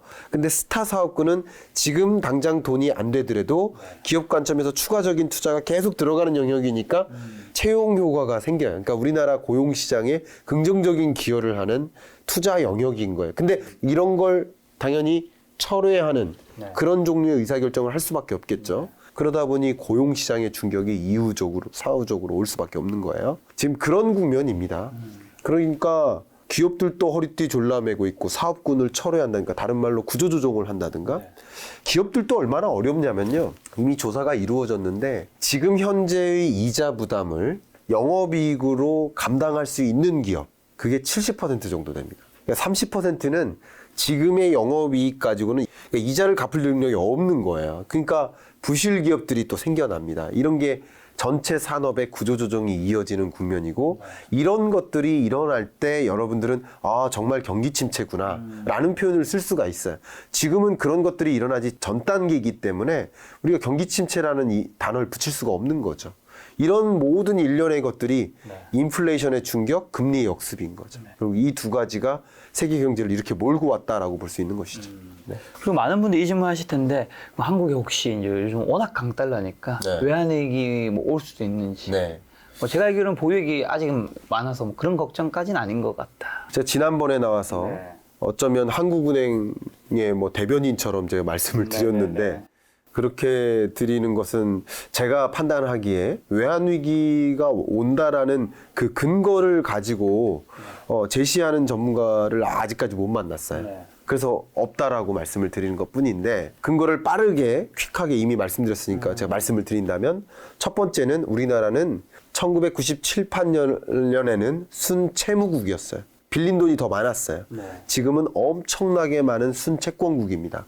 돈을 빌려준 게 훨씬 많아요. 그러니까 채권국이기 때문에 상대적으로 문제가 덜 취약하다. 두 번째, 외환보유액이 빠른 속도로 줄고 있는 거 사실입니다. 다만 우리나라만 주는 게 아니라 다른 나라도 다 줄어요. 그러니까 줄어드는 과정에서 외환보유액 순위를 나열하면 순위가 올라가고 있어요. 우리나라도 빨리 줄고는 있지만 다른 나라 더 빨리 주는군요. 그렇죠. 그러니까 우리나라 9위에서 8위로 올라갔어요.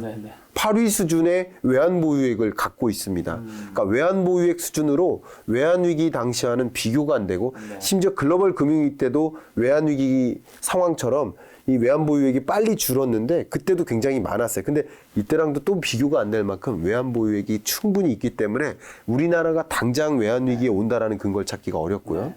또 중요한 근거 또 하나만 추가적으로 드린다면 단기 외채가 작아요. 그러니까 외채만 보더라도 단기 외채, 장기 외채의 비중이 훨씬 더 막대하게 많기 때문에 그러니까 심지어는 단기 외채가 뭐 거의 외환 위기 때 단기 외채가 다 빠져나갔잖아요.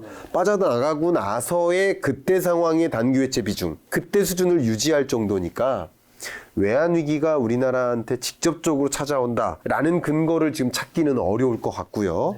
다만 앞에 취약 신흥국들 말씀드렸고 그 취약 신흥국들이 도미노처럼 하나하나 쓰러지게 되면 그 외환 건전성이나 이런 금융 불안이 우리한테도 일정 부분 전이될 수는 있습니다. 그래서 제가 안도하자는 뜻이 아니라 당장 외환 위기 가능성은 없으니 이 전이 되는 현상이 있을 때 그것을 막는 정책이나 대응이 필요하겠다는 것을 강조하고 싶은 거죠. 자, 마지막으로 한국의 가계부채는 어느 정도일까요? 네. 위험한 수준인가요, 혹시? 제가 정말 누누이 말씀드렸습니다만 가계부채 규모가 2,000조 원에 육박하죠. 1,900조 원대라고 볼 수 있겠죠. 근데 그 전에도 말씀드렸듯이 금리 인상기에 가계부채 전체 규모의 문제는 사실은 없다. 왜냐하면 가계부채 규모는 오히려 줄기 때문에. 말씀드린 대로 디레버리징의 시대예요. 빚을 갚아 나가고 있어요. 너도 나도 경제 주체들이 기업 부채, 가계 부채 할 것 없이 빚 갚는 게 가장 중요한 전략이에요. 재테크 전략이고 경영 전략이에요. 빚을 갚아 나가니까 당연히 빚이 쌓인 정도가 줄어들고 있어요. 이게 누적치거든요. 가계 신용 데이터가. 그게 오히려 줄어들고 있다. 그러니까 가계부채 문제를 해석하자면 결과적으로는 부채에 있는 것이 아니라 부채가 터지는 게 아니죠. 단 제가 거품 수축이라고 표현했는데 거품 붕괴일 때는 위험하죠. 왜냐하면 이 집을 경매로 팔아도 그 빚을 온전히 못 갚는 상황, 그런 상황이 오게 되면 정말 위험할 수 있습니다. 금융부실로도 연결이 돼요. 그러니까 은행들이 빚을 못 갚고 상환을 못 받으면 금융부실이 전개되는 거거든요. 근데 그런 위험으로까지 판단하기는 굉장히 어렵고요. 왜냐하면 거품 수축이, 그러니까 거품 수축과 붕괴는 엄연히 다른 겁니다. 그것을 구분하셨으면 좋겠고요. 다만 가계부채 문제가 없다는 것이 아니라 가계부채 문제 있는데 문제의 본질은 좀 어려운 단어인데 써보겠습니다. 취약차주라는 단어가 있습니다. 그러니까 취약차주가 누구냐면 다중채무자이면서 저소득계층. 자, 다중채무자는 3개 이상의 빚을 갖고 있으면 다중채무자예요. 다중채무자이면서 소득 등급으로 하위 1, 2, 3분위 요 정도면 저소득계층이거든요. 그러니까 다중채무자면서 더 저소득층의 경우에는 취약차주입니다. 금융권에서 그렇게 분류를 합니다. 또 한 가지 분류가 있는데 다중채무자이면서 저신용 등급. 물론 이 분류와 이 분류가 교집합이 되는 경우의 수가 많겠죠. 그렇겠죠. 이들이. 어쨌든 이 정도의 전체 부채 중에서 약 2,000조에 해당하는 부채 중에서 이 다중채무자이면서 취약차주인 저소득층 혹은 저신용 등급인 이런 취약차주의 부채의 규모는 전체 2,000조 중에서 5%가 조금 안 돼요. 그렇기 때문에 계산을 해보면 정확히 계산하면 한 60조 정도 됩니다. 근데 이런 부채는 정말 힘든 부채입니다. 이분들은 속상하지만 굉장히 어려운 국면을 만납니다. 왜냐하면 부채 규모를 줄일 수 있나요? 부채가 있습니다. 여기서 대출 규제합니다. 그럼 여기 막죠. 그럼 어떻게 될까요? 이쪽 풍선이 커지죠. 지금 그런 국면이에요. 굉장히 어렵고요. 빚을 못 갚고 있는데 대출 규제는 더 강화되고 또 이자 부담은 더 커지니까 빚 갚기 위해 또 다른 부채에 의존하는 이런 국면에 놓여 있어요. 그러니까 이게 시한폭탄인 거죠. 시한폭탄 돌리기. 그런 국면에 처해 있는 그 가계부채 규모는 대략 60조 정도 됩니다. 60조가 아무것도 아니라는 것이 아니라 2,000조의 문제가 아니라 60조의 문제니까 이들의 채무 상환 능력을 보존하는 대책이 굉장히 중요하고 아마 여러분들이 체감하시는 가계부채의 문제는 우리 김 작가님처럼 끝자락에 사신 분들. 근데 여유 없이 사신 분들. 영끌에서 끝자락에 사신 분들은 집값은 조정되고 소위 이자 상환 부담은 눈덩이처럼 쌓여가니까 굉장히 어려운 국면에 놓이게 되는 가장 대표적인 계층들이 이제 20대 MZ세대 투자자들이죠. 뒤늦게 상대적 박탈감을 느끼고 투자를 단행했던 이런 투자자들이 좀 가장 어려운 국면에 놓이게 되지 않을까 생각합니다. 근데 이게 가격이 유지되거나 조정되는데 이자 부담이 계속 가중되면 부담스럽죠. 근데 그런 계층들이 굉장히 많다는 거예요. MZ세대들의 경우에는. 정말 좀 안타깝습니다. 그래서 제가 계속 말씀드린 게 이 경제 전망을 왜 알아야 되느냐. 당하지 않기 위해서입니다. 당하지 말라는 거예요. 적어도 금리의 향방은 보면서 투자 의사결정의 스탠스를 정해야 되는데 그거를 그냥 무시한 채 의사결정을 하면 이게 당한다는 것을 볼 수 있는 거죠. 당하지 말자는 뜻입니다. 자, 위기의 시대라고 해서 모두에게 위기가 찾아오지 않는다라는 문장이 있던데, 그렇다면 어떻게 대응하는 사람이 이제 부자가 그리고 이런 상황에서 좀 승자가 될 수 있다고 보시는지 마지막으로 해주신다면. 제가 앞서 그 철부지라는 단어를 좀 썼었는데요. 결국 철을 모르면 농사가 망하는 거잖아요. 네. 누구에게는 봄이 오고 누구에게는 겨울이 오는 게 아니에요. 그 계절의 변화는 똑같이 찾아옵니다. 네. 경제도 마찬가지예요. 누구에게는 금리가 올라가고 누구에게는 떨어지지 않습니다. 네. 누구에게는 인플레이션이 오고 누구에게는 안 오는 게 아닙니다. 모두에게 똑같이 옵니다.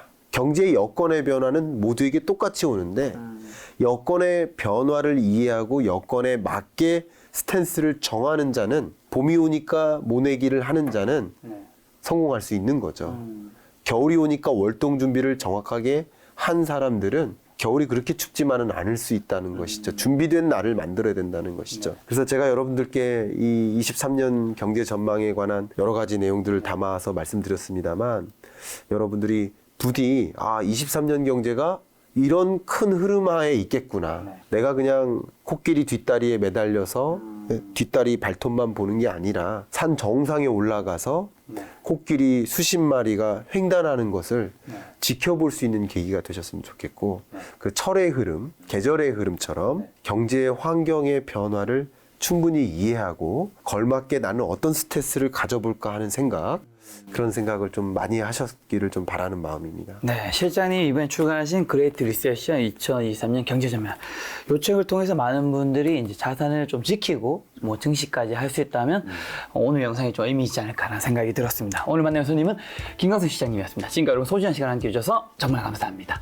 오늘도 김 작가였습니다. 고생 많으셨습니다. 감사합니다.